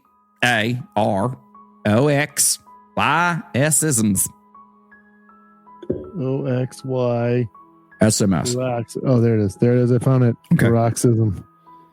It means You guys gonna a learn something? sudden attack or violent expression of a particular emotion or activity. So the paroxysm was the sudden and violent explosion of the mountain. I'm going to start using that word for sure. Anytime like someone bothers me while I'm doing something, I'm just going to be like, dude, you just totally disturbed my paroxysm. No, that doesn't make any sense. It does. Why? Why? It's the same thing. No, it doesn't. It doesn't make sense. It makes sense. Shut the fuck up. You yelling, you suddenly yelling at him, that would be the paroxysm. That's what I'm saying. So if you were yelling at him and then he interrupted you, then he'd be interrupting your paroxysm. Yeah. But if he was causing it, that's not interrupting you. You see what I'm saying? I don't like you sometimes. I'm just trying to not make you sound stupid. Too late. So among the invaders were gigantic fucking centipedes and deadly 2-meter long pit vipers, which are bastards, which claimed the lives of hundreds of livestock and about an additional 50 fucking people, according to some accounts. This was actually before the major explosion that killed 30,000. Correct. Yeah. Yeah. So soldiers shot the serpents in the street in what would turn out to be a futile effort to protect the people of St. Pierre. Well over 100 snakes were said to have made their way into the city. Most of the people killed by the vipers were fucking children. Oh, Why? Whoa. They were killed by snake bites while they were fucking children? That's No. fucked up, dude. They deserve that shit. No, we're not talking about pedo snakes. We're talking about... No, You said they... No. I was using it as like an adjective to that. Like... Well, yeah, it's... I mean... No. The most of the people who were killed were children. Ah, okay. You Yeah. should probably choose your words more carefully. Please. Dear God. There are reports of horses, pigs, and dogs screaming as red ants and foot-long centipedes crawled up their legs and bit them. It's just chaos. It is. Oh, yeah. It is a Oh, yeah. natural. Hey, but you know what? It's all right. It's okay. It's fine. It's fine. It's fine. It's fine. It's fine. You've got 2 volcanoes erupting on each side of you. You've got fucking snakes sliding down the fucking hill. You've got fucking fire ants coming at you, and fucking foot-long centipedes. And dude, this must Just be livestock screaming. This is a Fucking pigs nightmare. squealing, dogs howling. Oh. So from what we can find, the snakes were Martinique lancehead snakes. Okay, so if you're not familiar with your snakes, which I'm not because apparently these guys are no joke. They are a species of pit viper endemic to the Caribbean island of Martinique. The venom from a lance head can vary from species to species, but let's see. In layman's terms, it'll fuck you up. Okay. Yeah, no, it's not good. Not good. The venom of this particular species can cause excessive bleeding, but also clots, which could be deadly. It can also cause severe muscle damage and swelling, which could be deadly as well. So yeah, volcano eruption and snake plague. Oh, it's like the apocalypse at this point in time. So you had like little volcano action, snakes came down, fucked a bunch of people up. Giant volcano exploded behind you, killed 1,500 people. Giant volcano exploded in front of you, killed the rest of the people. Yeah, that's a bad time. Do you think those people were like, oh, well, that sucks to be that 1,500 people that died, but whatever, at least it's not us. And then like a day later, they're all just like, well, there goes that. Hey, I feel really bad about those people. Psst, it's fine. It's fine. It's fine. It's fine. Is that a snake? Ah, fuck! It's fine. Oh, so moving on from that horrible fucking story. You ever been in a porta potty that's been tipped over, Moody? I have not. No, I have not either, but I know people that have. Yeah, and it sounds pretty disgusting. So it does. It sounds really disgusting. Yeah, and if you, dear passenger, have had that happen to you, then you can relate to the next story because it's probably super still gross. smell like shit. Yeah, it's super gross. At least you're not like Boston and still sticky. So we're talking about none other than the Erfurt latrine disaster of 1184. Yes, sir. Hey, we dig. We find the good stuff. 1184. 1184, baby.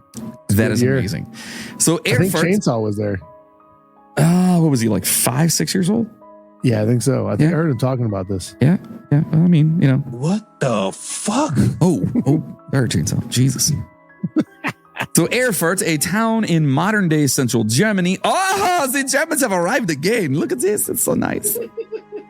At the time was an enclosed city in the Roman Empire when the Erfurt latrine disaster happened. In 1184, it was under the power of King Henry VI, who was awaiting to be the Holy Roman Emperor. As Henry wanted to be the most powerful monarch in Europe, he needed to ensure everything was going well in his kingdom, as a freaking emperor does. Yeah, I mean, that's what you're supposed to do, right? Right. However, the king received the news that a dispute existed between Landgrave Louis. Is it? So Louis. Is it Louis or is it Louis? I guess it would depend on where you're at in the world. Like here, we're in central Germany. Well, we're in Erfurt. I'm going to say Louis. Probably Louis. Oh, we gotta go. Sorry. So, so Landgrave Louis III of Thuringia and Archbishop Conrad of Mainz. That's who's having this dispute right now. I wish people still had names like that, dude. We can still have them, dude. Like if you introduce yourself, you're like Sir Jonathan of Olmsted. Why are we not doing that? I don't know. I think it would be great. Yeah, let's create those. We should. Right. Everyone out there, especially our poopers and first class passengers. Yeah, you guys need to come up with your own like distinguished, regal name, but totally narcissistic name. Yeah. You say regal, I say narcissistic, whatever. It's the same thing. So, well, no, it's all. Whatever. So, historical accounts report that the disagreement was due to land control, and the king mediated to bring peace at his regime. In response, he went to Erfurt to meet. That sounds like me making fun of a fart. It does. Yeah. It does. Did you hear that? Erfurt. That's what it sounds like. I literally make that noise. That's why it makes the story even better. Yes, it is awesome. So in response, he went to Erfurt to meet the nobles and courtiers in a court in the Petersburg Citadel. Okay, so he's going there. He's like, listen, I'm trying to become Roman emperor, and you guys are kind of acting like assholes. Okay, if I can mediate this shit, yes, man, it's gonna look good. It's gonna look really good to the big guy upstairs. You know what I'm saying? So I'm gonna own this shit. Right, exactly. So Fellas, deal with me. So invitations were sent to nobles across the Roman Empire, and the impromptu court was prepared. Many responded to the call, and a bulk of delegates arrived on July 25th. On July 26th, the court officially opened and had barely started when the Erfurt latrine disaster occurred. The citadel was made by an order of monks, and as such, the latrine was built exceptionally large compared to most, so they would not have to empty it frequently. Real fast, Moody, explain to our listeners what a latrine is. It's a big fucking pit that you shit in. Okay. It's literally, so it'd basically be like if your toilet in your house just went into a pit in the basement, essentially like a porta potty. You could, there's a lot of old houses around, depending on where you're at in the States that have latrines. Like there's still like the pits and stuff in them. Yeah, so it's basically just a spot for everyone to go to the bathroom, but it was like one big carved out area in the ground, I guess you'd say, before they actually made it enclosed. They would build like a floor over it or whatever. Like it would be hidden, but like it was still just a hole in the ground though. Yeah, you're basically like shit. It's like a porta potty inside the house. Like you shit into a hole and it goes into a big fucking tank. So wait, let me get this straight. Like a big stone tank. You changed your last name to latrine? Yeah. It used to be shit house. Yeah! If you don't know, drink up.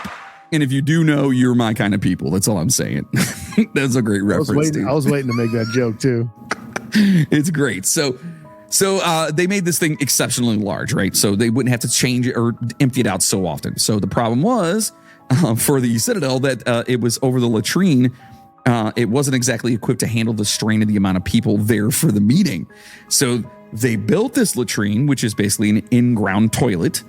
Yeah. But they built it and they made it big. Tub. Yeah, they made it big, but they didn't make it big enough for a ton of people to come down there to mediate between two assholes over a land dispute.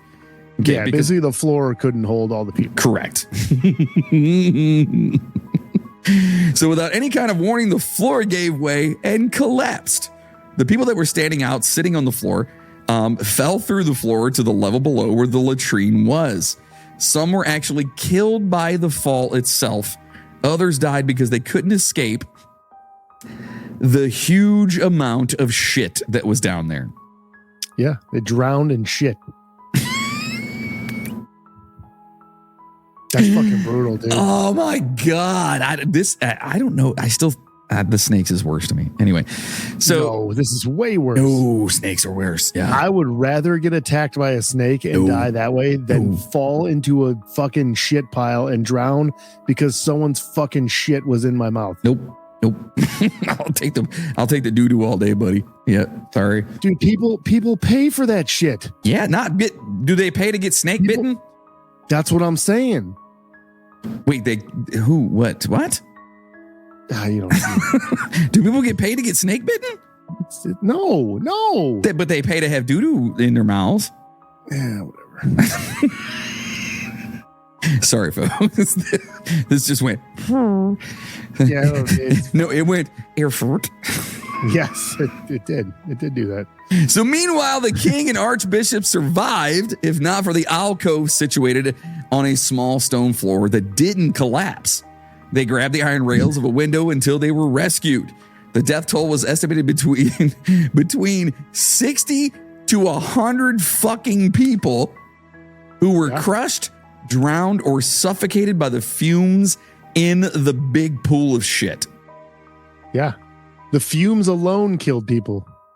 So just remember, the next time you're having a bad day, a bunch of motherfuckers died in a pool of shit in the 1100s. Just saying. Your chances of dying in shit are significantly less than theirs. Yeah. Just remember, as they said, it's fine. It's fine. It's fine. Hey, you think this floor is going to hold all these people over the shitter here? It's fine. Let's go then. Let's do it. It's fine. Yeah. Jesus. So not really sure how to follow up on that one there, but how about a cheese fire in Norway? Didn't know cheese was flammable, but let's talk about it. So this is a more recent incident than the ones we talked about, especially the one from the 1100s. This happened in early January of 2013. Yeah, this was recent. A truck carrying 27 tons, which is almost 60,000 pounds, of a caramelized goat cheese called Brunost, which sounds delicious. Yeah. It suddenly caught fire. Oh. Yep. The truck was driving through the Bratley Tunnel at Tiersford.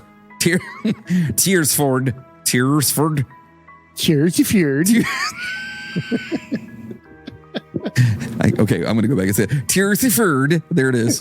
If we have Norway listeners, we're so sorry, but not at the same time, because that's your language is so fun to say. So Danny's been learning Norwegian for like 2 years, like on Duolingo or whatever. Yeah. She's been doing Norwegian. So does she know what Tiersford is? Maybe. Does she go Erstebirden? A pingy-dingy. That's like the Swedish chef. Oh, well, That's Swedish. that's from Norway, right? I don't know. It's all the same, right? Oh, right. It's all the same, right? Don't say that. No, we're kidding. I know you guys don't like that. I'm just kidding. Now they hate us. So this is it's in northern Norway. This Tiersford, okay? Yes. Which sounds a lot like Earsford. Well, there was no S in that. It was just Erfurt. Well, Erfurt, Tiersford. It's a lot of Furton. There's a ton of Furton going on. So they thought it was easy, just to go and kind of like put this burning fire out. It's just cheese that's on fire. It's cheese. It's fine, right? It's fine. It's fine. It's fucking cheese, Yeah, man. It probably smelled good for a minute. Right. Except actually the fire burned in the tunnel for 5 days. Wow. Yeah. 5 days of 60,000 pounds of cheese just sitting there burning. So I assume it smelled bad after a while then. Either that or everyone just got like a couple of really long utensils and took some meat. Fucking tunnel fondue. It just had tunnel fondue. I fucking love fondue. I don't give a shit. So police officer. Have you ever had tunnel fondue though? I have never had tunnel fondue. I have not. That's a new dish. Yeah. Norwegian tunnel fondue. Excuse me, sir. I was actually interested in the tunnel fondue. What is that about? Well, first of all, please put your coat on. We've Why got are you German again? Because everyone's German. Okay. Okay. Well, hold on. Ingy bingy. Is that better? No? Not really. Okay. So this officer, Viggo Berg, said the high concentration of fat and sugar in the cheese made it burn almost like petrol if it gets hot enough. I actually really want to try this cheese now. So the truck driver had noticed the fire in his trailer and abandoned it about 300 meters or 1,000 feet from the south entrance. He just looks at his mirror. He's like, "Well, fuck this." Yeah, I don't get paid enough for this shit. But luckily, in this incident, nobody was hurt, so that's good. So just the cheese. Just the cheese. So Kjell Bjorn Vinje of the Norwegian Public Roads Administration said it was the first time he could remember cheese catching fire on Norwegian roads.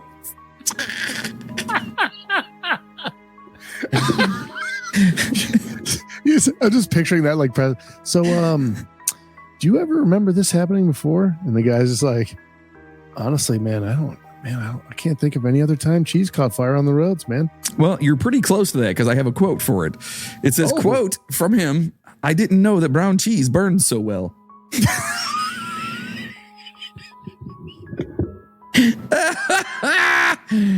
God, that is so amazing. So luckily nobody was hurt or killed in this one, but the tunnel remained closed for some time while they were surveys done to make the tunnel make sure the tunnel was actually safe and sound, because it's probably a lot of heat going on in there, and while the repairs were being made, in other words, cleaning up all the cheese that melted everywhere.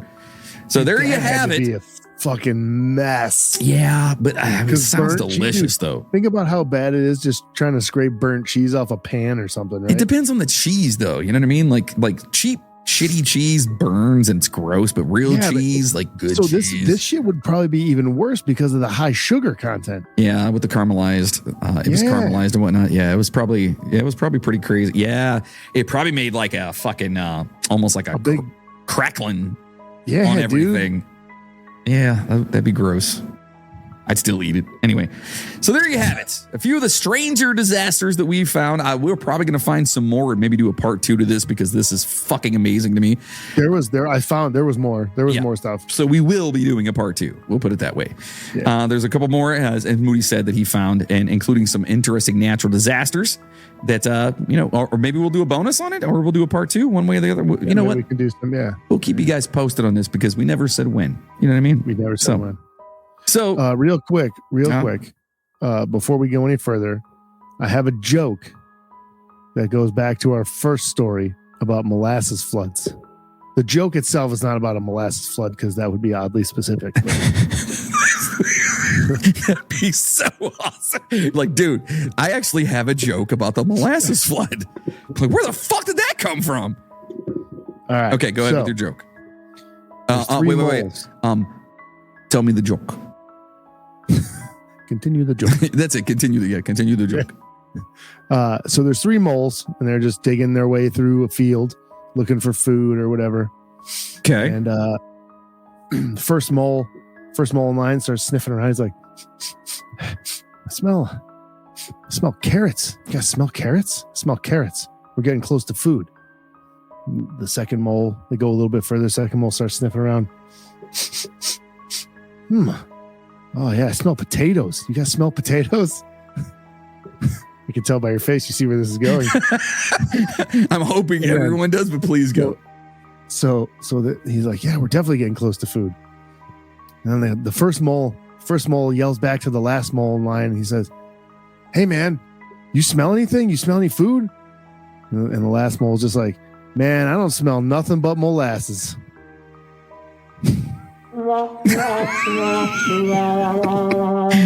Get it? Mole asses. Yeah. You know what? No, you get that. You get that, buddy. Yeah. For sure. Maybe that's how we should end. We're like in these things from now on is just tell a fucking stupid joke. That'd be amazing. I got a lot of them. Yeah, I do too. Yeah, same. So, we were, this entire thing got us thinking though. Okay. What were some of the deadliest disasters ever? Okay. So instead of the usual quick hitters we do at the end, we're just going to do something like the super quick hitters.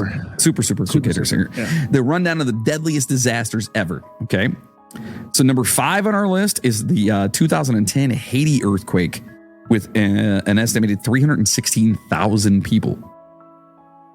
It's a lot of fucking people. So when you guys just remember this, when we were talking about that volcano that blew up and killed 30,000 people, and we thought that was a fuckload of people, that ain't shit. 1970, Bola cyclone in Bangladesh, which East Pakistan at the time, 500,000 people died from that one. In 1976, to be fair though, in India, that's only like, an eighth of the population. I was going to say the same thing about the next one coming up here, because actually the next 3, it pretty much didn't even put a dent in their population here. 1976 Tangshan earthquake in China, 655,000 people died. Which is listen, and each one of those people, those are people, and it sucks that they died. You know what I mean? But I mean, you're also talking about a place that has like 5 billion people on it or something like that, or 3, but 2, whatever it is. They have a lot of people there. Billions. Yeah. But that doesn't negate the fact that these people lost their lives. No. And this one is kind of crazy to me. So that last one was 1976. One before that was 1970, 2010 before that. In 1887, Yellow River flood in China, 3 million people. Wow. In 1887. 3 million people. Dude. In 1887, that pretty much wiped out. It had to have just wiped out almost all of China at that point, right? I mean, if anything, it's like you're wiping out complete. There's probably villages, like whole cities and villages that are gone. Just gone. Like people, just the history of that is just gone. And then in 1931, there was a system of floods called the China floods, and an estimated 4 million people fucking died from floods. Ridiculous. Those last 2 were floods, dude. They took 7 million, almost 7 million people, roughly 7 million people. Jesus Christ. That is insane. So those are the top 5 as far as the deadliest natural disasters go. As for the deadliest man-made disasters, after beginning to look into it, there's too many to go through. Put a list together, which is fucked up if you think about that, because man-made disaster. But we will talk about it for sure. Maybe we'll do a bonus on that one. At least the top 10 deadliest man-made disasters. Most of the highest death tolls were from industrial accidents, mining, nuclear plants, things like that. And I've actually heard a lot about a lot of those. Most of them, the mining ones are the worst, dude. Yeah. Nuclear plants, of course. On the other side, there were sporting events and concerts that had surprisingly large death tolls due to crowd rushes, bleacher collapses, and violence.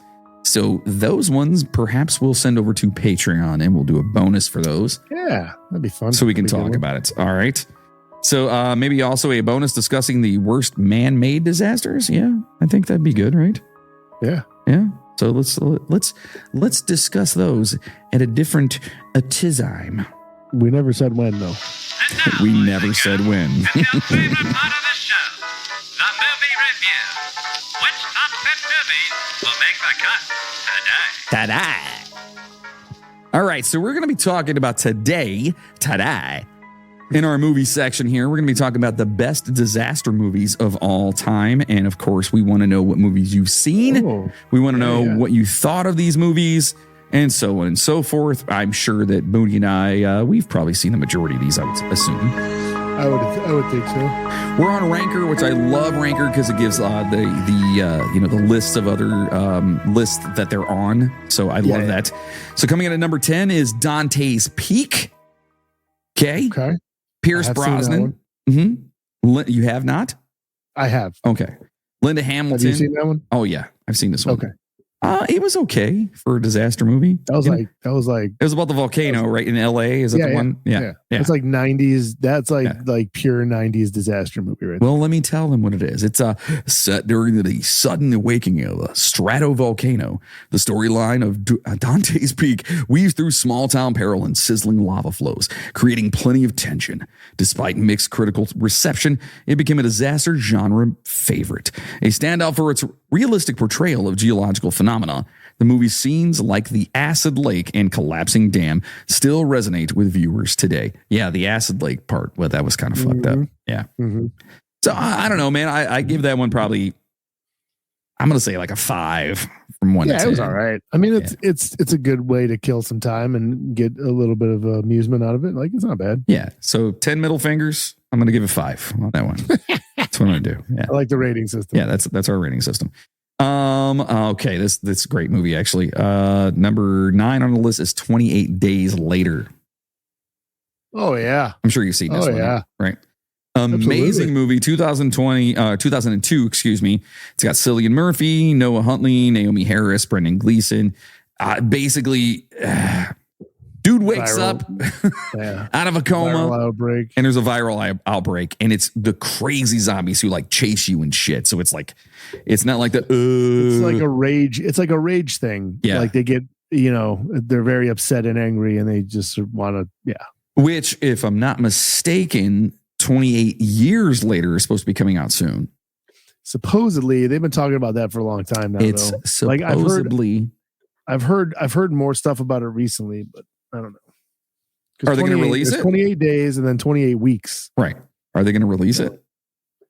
I don't know. I don't know. I've been hearing more about it recently. Like they're supposedly making it or whatever the case is, but I don't know. I don't believe it until because I've been hearing about that for years.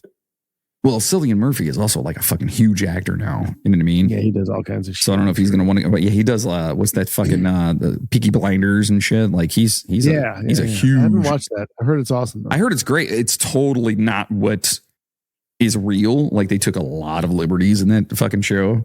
Oh yeah, they always do. You got to make it entertaining, right? So number 8, I have not seen this. I heard it's amazing though. Is Godzilla -1.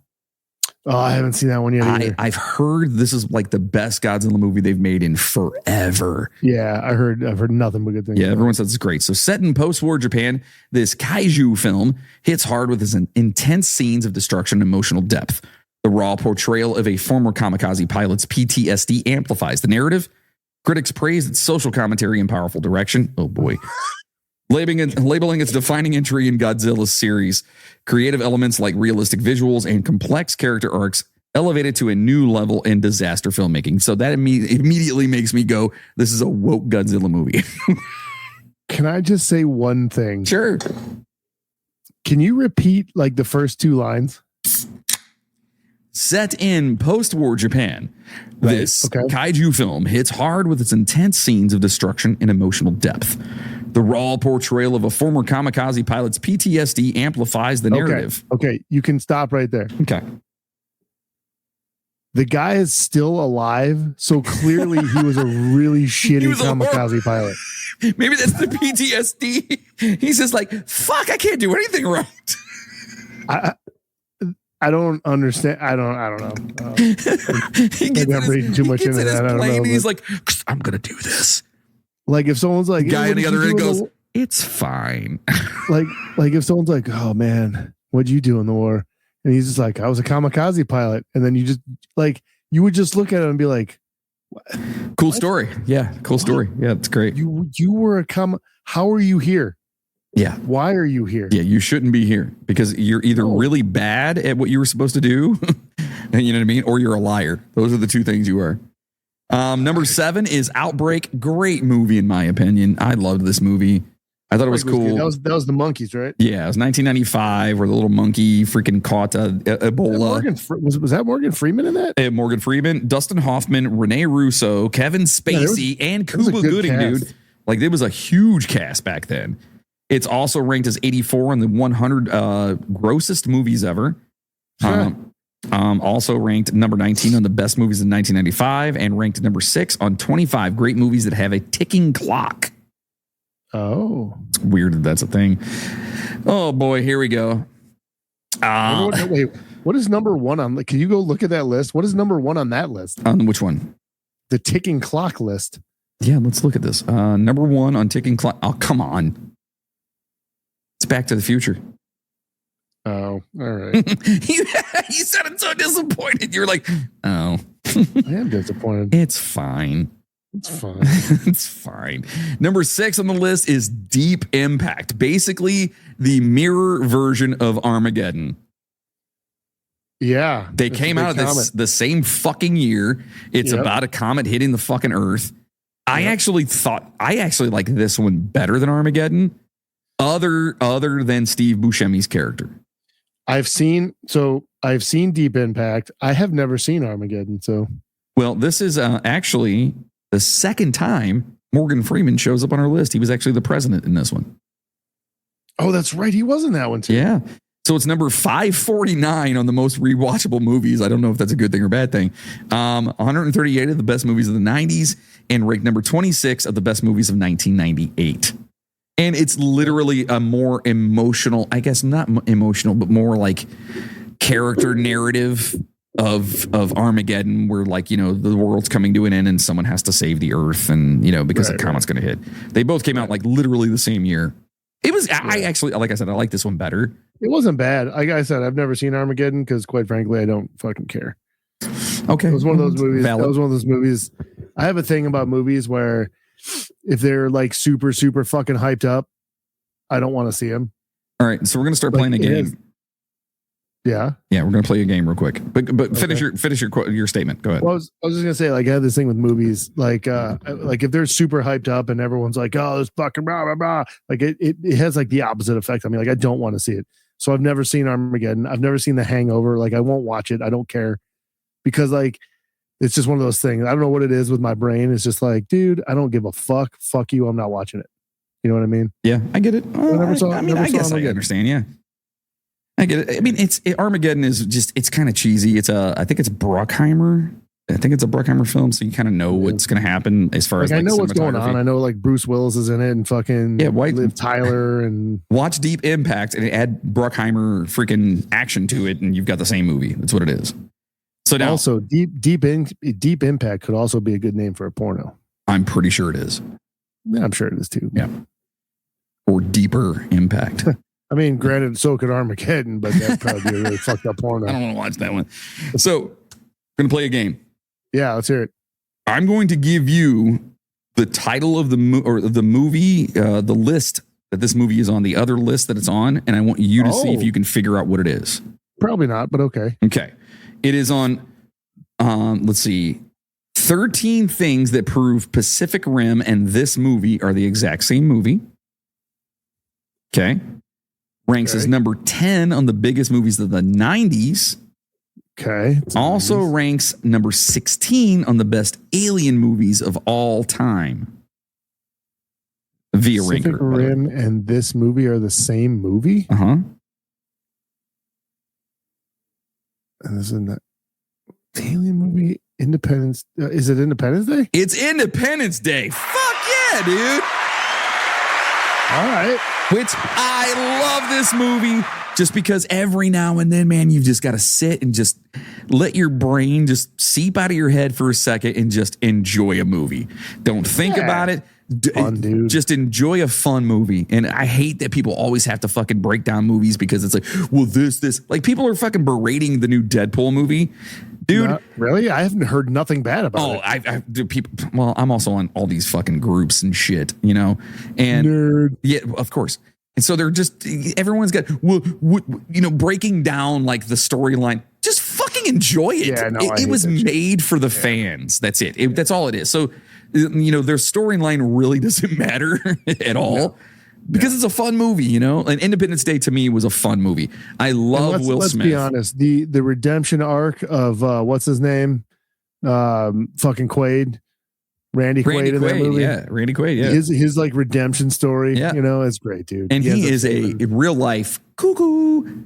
I love him to death. And if you guys don't know who that is, that's Cousin Eddie from the Shitter's Full. Yeah, the Shitter's Full. Yeah, from the Christmas Vacation. Well, actually, a lot of the vacation movies. He was in a bunch of them. Yeah, so he's a total woo. All right, so let's see here. Let's see if you get this one here. Number 4. It is number 161 of the most rewatchable movies. Remember, these are all disaster movies. Yeah. Number 59 on the best futuristic dystopian movies of all time. Ooh, also ranks number 36 on the 95 plus greatest dystopian action movies. Dystopian. Okay, so it's a disaster movie. It's also dystopian. Ooh. Is there a year? Can you give me a year? I'll give you a year, 2004, and I'll also give you another hint. Is it The Day After Tomorrow? It is the fucking The Day After Tomorrow. Do you have the list in front of you? I don't, not at all. Look, I'll even show you. This is my phone right now. Clearly, there's no list on my phone. I got nothing. I wasn't a huge fan of this. I thought it was cool. Dennis Quaid, who is Randy Quaid's brother, was in this one, along with Jake Gyllenhaal, who we all love Jake Gyllenhaal. He's just amazing. It was okay to me. It was kind of just the CGI was kind of like meh, you know what I mean? Like meh. I mean, well, given the time period, I feel like it was pretty I actually watched that not that long ago with my kids. Oh, really? And like it's definitely like I don't know. I think it holds up for the most part. Like I mean, it's definitely it kind of makes you think about what would actually happen if we had like a natural disaster here that was like worldwide. I mean, it makes you think about it. So number 3 on the list. Okay, are you ready? Okay. Yeah, I'll try. Let's see. I can't do that one. Number 18 on the biggest movies of the 90s. So 1996 is when this movie came out. Okay, 96. And the only other one I have to offer you here is 91 on the most rewatchable movies. But I will give you starting from the lesser known actors in it. Lois Smith, Jamie Gertz. I don't. That name sounds familiar, but I'd have. You know who she is. She was in Roller Babes. I think it was what it was called back in the day. Okay. Carrie Elways. You know who he is, obviously. Yeah, absolutely. What the hell? Bill Paxton. And Helen Hunt. Twister. There it is. As soon as you said Bill Paxton, it was it came. I was like, oh, Carrie Elways is in that? Yeah, he was the. I think it was her ex or her ex. He was the competing meteorologist guy that was going out there to like try and like, throw the things inside the twister or whatever. I heard the new Twisters is actually not too bad, by the way. Oh yeah, I've heard good things about that as well. I heard it actually is not a horrible movie. So here's a super fun one. Number 2 on our list is number 2 on the best movies about industrial accidents. Number 17 of the most suspenseful PG-13 thrillers. Interesting. Okay. And number 33 of the best Kurt Russell movies. Kurt Russell's in it? Oh, yeah. But Kurt Russell movie. It's not just Kurt Russell. Okay, so hold on. What were the lists again? Go just really quick. Number you don't 2, have to tell me what place they were. Just tell me what the lists were. The best movies about industrial accidents, the most suspenseful PG-13 thrillers, and the best Kurt Russell movies.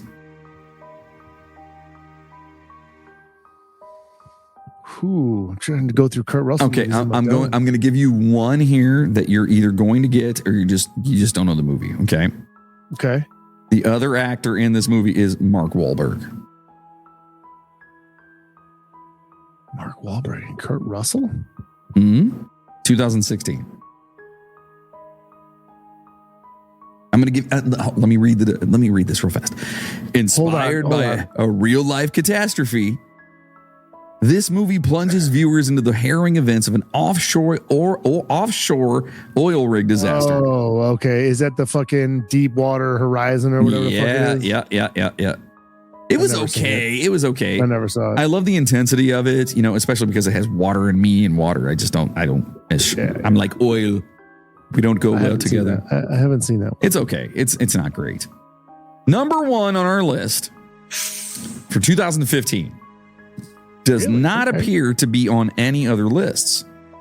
Really? So I'm just going to read 2015. Okay. I'm going to read the details here. So the deets, read the deets. Unleashing an 80-meter tsunami from a collapsing Norwegian fjord. Oh, there it is again. Oh. This disaster film, fjord, Erfurt. This disaster film keeps tensions high. The realistic special effects and relatable characters drew critical praise, bringing in $12.8 million at the box office, highlighting the human aspect of survival. Like a lot of money. It's not a lot of money at all. Well, I guess it depends on how much they put into it. Is this a foreign film? This movie became Norway's top film of the year. Set apart by its Nordic setting and grounded approach, it sparked several sequels, making waves in the disaster genre.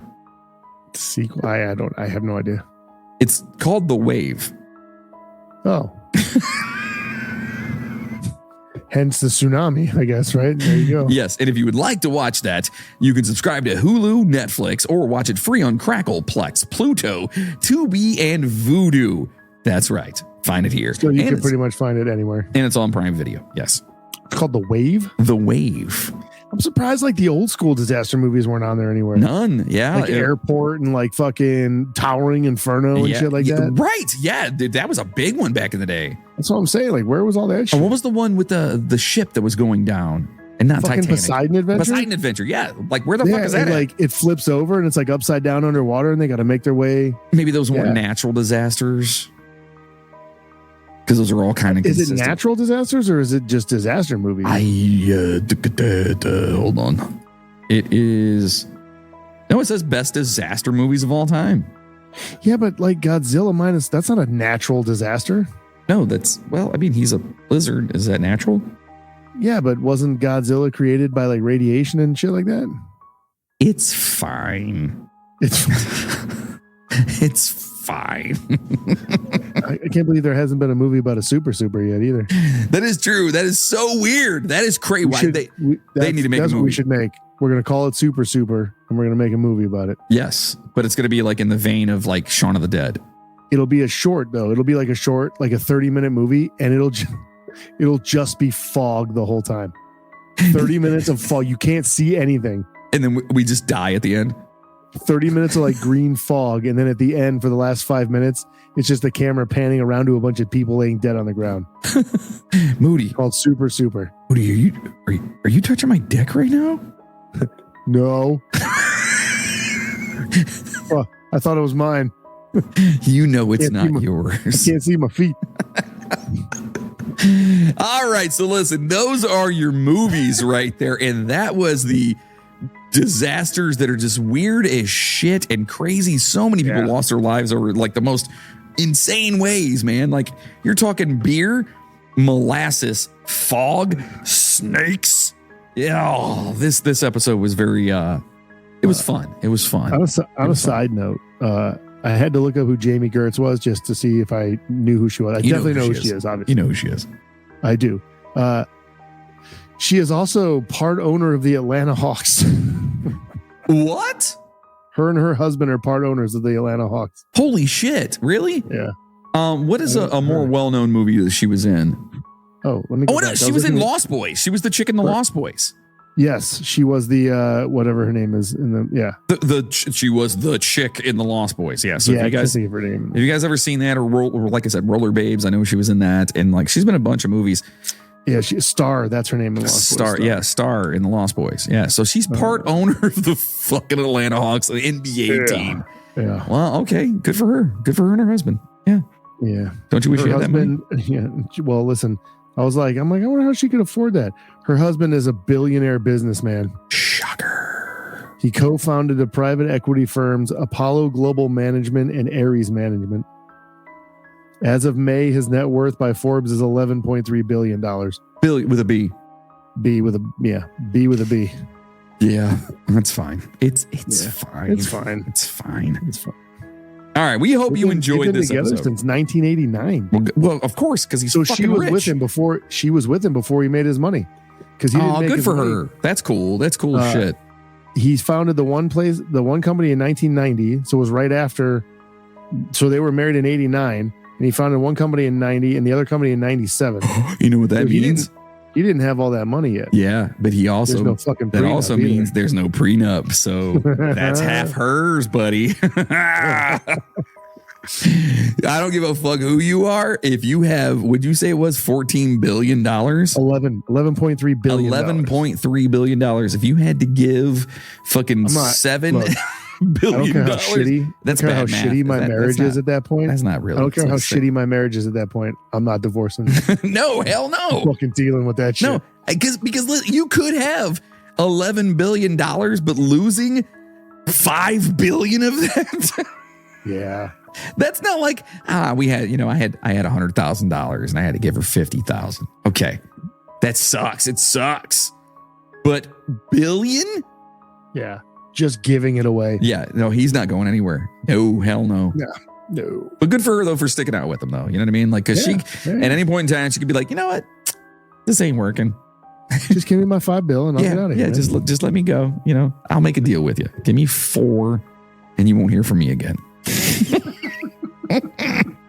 Anyway, we hope you enjoyed this episode. It was super fun, super tragic, but cool. Learned a lot of cool things. I did not know about that fog thing in any way, shape, or form. Did not want to know about the snakes. Super. The super, right. Did want to know about that. And if you liked what you heard and you're still here with us, do us a favor. Make sure to stop over to our official website, the midnighttrainpodcast.com. And over there at our website, you could buy some super sweet merchandise. Super sweet. There it is. And at our store where you can find all kinds of shirts, hats, whatever. We also have another store that's going to be transitioning into that one once I can figure out how to do it.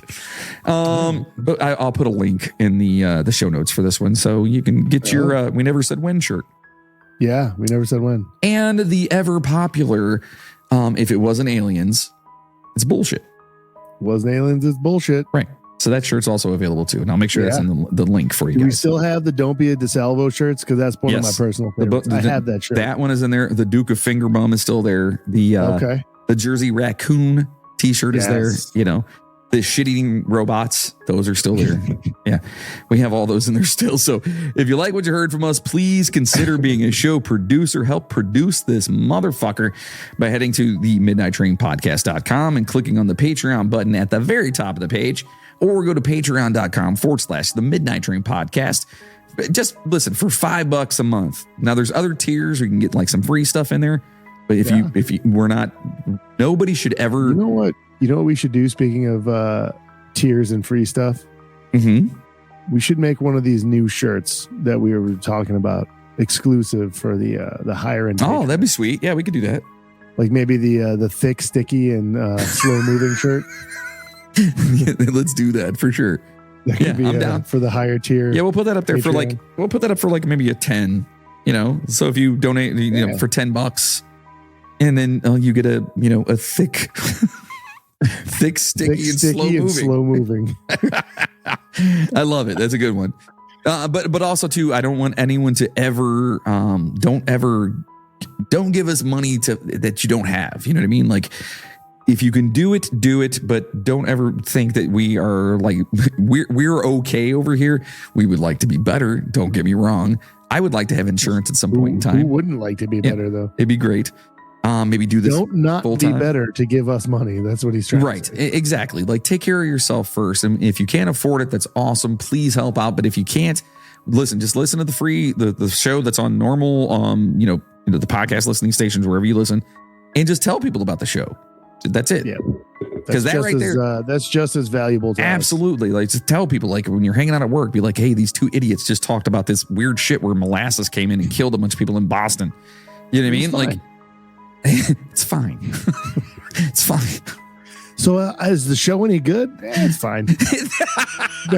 That's the shirt right there. That's the shirt right there. Not only are we the America's second favorite podcast, but we're fine. When somebody asks, is the show any good? It's fine. That's what the shirt is. Just the Midnight Train podcast. It's fine. Some in quotes. Like this. Yeah. In quotes. Oh my God. You send that to me now because I'll forget. Yeah. I'll forget. Yeah. So Moody and I actually, so what we started doing is, and he'll just send me a text in the midst of us talking, so I don't forget to make these shirts and whatnot. So so the It's Fine will be coming out. So anyway, do us a favor, sign up if you can. If you can't, just let people know about the show. That's all we ask. Okay, and if you do get in there and you want to get some of the higher tiers, we're gonna throw one of these new ones in there. But there's all kinds of custom stickers, tons of bonus episodes, but that's at a $5 level. And a bunch of other stuff too. Videos, us attempting to try and do like actual live streaming, and it failed miserably. Those are in there. So anyway, but word of mouth is definitely the most important thing. So if you can just tell people about the show, that'd be great. Don't forget to follow us on Twitter, Instagram, TikTok, YouTube, Spotify. Hey, we're on there too. If you can, rate us on there. Also on Apple Podcasts. That'd be sweet. I gave us a 5-star rating, so I don't know. Did you really? Fuck yeah, I did. On Apple Podcasts or on? No, on Spotify. On Spotify? There you go. See, if Moody can do it, and he's, what is it? Slow, sticky? Thick, sticky, and slow moving, baby. He's molasses, baby. I'm molasses, baby. I'm molasses, baby. that may be one of the greatest things we've come up with ever. You're like, man, why are you so cool, dude? Like, aren't you freaking out? I'm molasses, baby. You know what I mean? Like, I'm cool. I'm chill. You guys are amazing, and we definitely appreciate you for listening, especially if you got this far. Now, of course, I'm going to turn this down real quick before I do it. We can't thank these important people enough because they've stuck with us for all the shit, my father passing away, all the shit that we've been dealing with. 2024 can suck a fat dick. We can swing this all the way back to 23. Literally, almost a year ago to the day is when I got in my. Actually, it's Labor Day or Memorial Day. Labor Day is in September. Labor Day. That's the day that I got in that fucking car accident. Yeah. It's been actually since then. Yeah. That started the landslide of shit. Also, I found out, remember how I told you my basement flooded again? Yeah. I was looking at the date on the hot water heater that's down there. It was 2 days.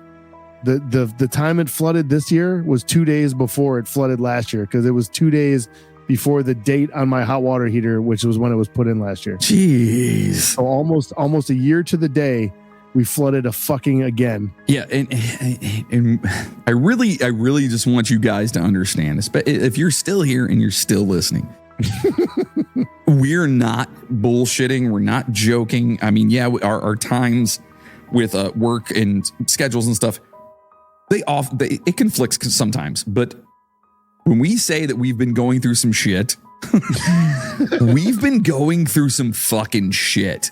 The past year has been a fucking mess. And it seems like this episode is perfect for it because the last year's been a goddamn disaster. Dude, I was really hoping for like some like torrential downpour to happen behind me because there's supposed to be storms today. And I was literally my basement could be flooding right now. Right. And here I am in my basement recording right now. And I was just thinking to myself, like, that'd be really ironic if that, or coincidental, not ironic, but coincidental if that happened while we were recording. Yeah. So anyway, it's not bullshit. It is true. And if you, obviously some of you, most of you out there probably don't know who we are personally, but if you would like any of us to send some comments from our real people that know us to you just to justify what's happening, we could probably do that. It's been fucked up. Yeah. Oh, it's bad. But anyway, I want to thank you, especially to our first class passengers, our poopers, if you will. If you don't know what that is, sign up. Become one, and then you'll know. All right. So to our amazing people, Chelsea Benz, Timothy Moore, Jacob Knoll, Ms. P, Cassandra Fuentes. God, your name is like, makes me want to dance like Cassandra Fuentes. You just like you hear the guitar in the back. It's like Cassandra Fuentes. To Jacob Peters, Stoner Babe 69, Tim Karras, Zoe Miller, Tracy Valancourt, Edgar Rodriguez, Jenny Wynn, Riley with no last name, Chris Connors, Amanda C, Micah Purdue, Dale Wells, George De Jesus, or it could be Jorge De Jesus. I'm not sure. Is it with a J? No, it's with a G. Well, it's probably George. If it was Jorge, it'd be with an J. Well, I'm an idiot, so. Yeah, well, I mean, you've been all over the world. I think you would have fucking figured that one out. Ever been to Mexico? I don't know. Fuck you! God damn it! That was good. Megan McTerry, Amanda Denz, Chris Lucas, Joseph Aramo, Nathan D. Which your name could be Aramo. I don't know, but it sounds better when I say it that way. Every week he's probably like, this motherfucker. I know. Let me know if I'm saying it wrong. Send me something and just let me know. Like, dude, you're fucking my name up. Nathan Diekman, Caitlin McKinney, Maggie Brothers, Rick Resler, who I got to hang out with Rick actually today. Thank you for stopping by, brother. Appreciate you. Miles Campbell, Brian Gunzelman, Pumpkin Escobar, even her name Escobar, you know, but she's very not that. So Mac Doherty, Janet Sherrill, Chad Flint, Chris McLeod, Justin Kowalczyk. It was great to, thanks for stopping by. Hell. And I just have to say real quick, again, if you are in the area or if you want to order from a place called, I believe it's called Sliced. I think so. Their carrot cake is the absolute best, and his wife works there, and she actually brings me carrot cake into the depot, dude, and it's fucking delicious. I mean, I like carrot cake. What the fuck? It's so good. Oh my God, it's so good. I'll get you some, brother. I'll get you some. I want some goddamn. I love it. It's good. To Christina Skelton, we miss you, and the Sister Skelton podcast, we miss you guys so much. Maria Gibbs to Chainsaw. What the fuck? Who actually stopped in and saw me just yesterday. So it was good to see him too. He's doing well. Did he recount his latrine disaster story? You know, he started to talk about it, but I told him I didn't want to know because I want to be surprised when I read the research. Right. Okay, yeah, right. He was like, dude, by the way, it was like 1,100 and something, and I dug this latrine, and he dug the latrine, and fucking people died. You know, he was like, it's hard for me to talk about, but he's got that on his conscience now. Yeah, you know? yeah. So it's difficult for him to talk about. To Courtney Batchelor, Katie Brabenek, I miss you, and Bill Birch. Hey, my brother, I love you so much. We're going golfing tomorrow, so I am super excited about that. Oh, good for you. There it is. So spread the word, and if you want your name to be mentioned on the show and for us to be forever fucking grateful, become a Patreon producer, become a first-class passenger. In fact, become a pooper. Dun, dun, And we'll be forever grateful until you stop paying less than fuck you. And then fuck you. No, I'm just kidding. No, we appreciate any and everything you guys ever do, even if you just tell someone else about the show. It's huge to us. Absolutely. Like, we're just a couple of knuckleheads Yes. from Northeast Ohio, Northeast and West, I guess. I don't know how you want to decipher We're that. both in Northeast Ohio, so we're both considered Northeast Ohio. Right. I'm just easter than you are. Right. So, Moody, Yeah. to all of our listeners out there, Okay. until next time, Mhm. keep questioning, I always fucking forget about this dude every time. keep exploring, and never stop seeking the truth. Oh, and choo-choo, motherfuckers! Now go home and get your fucking shine box. It's fine.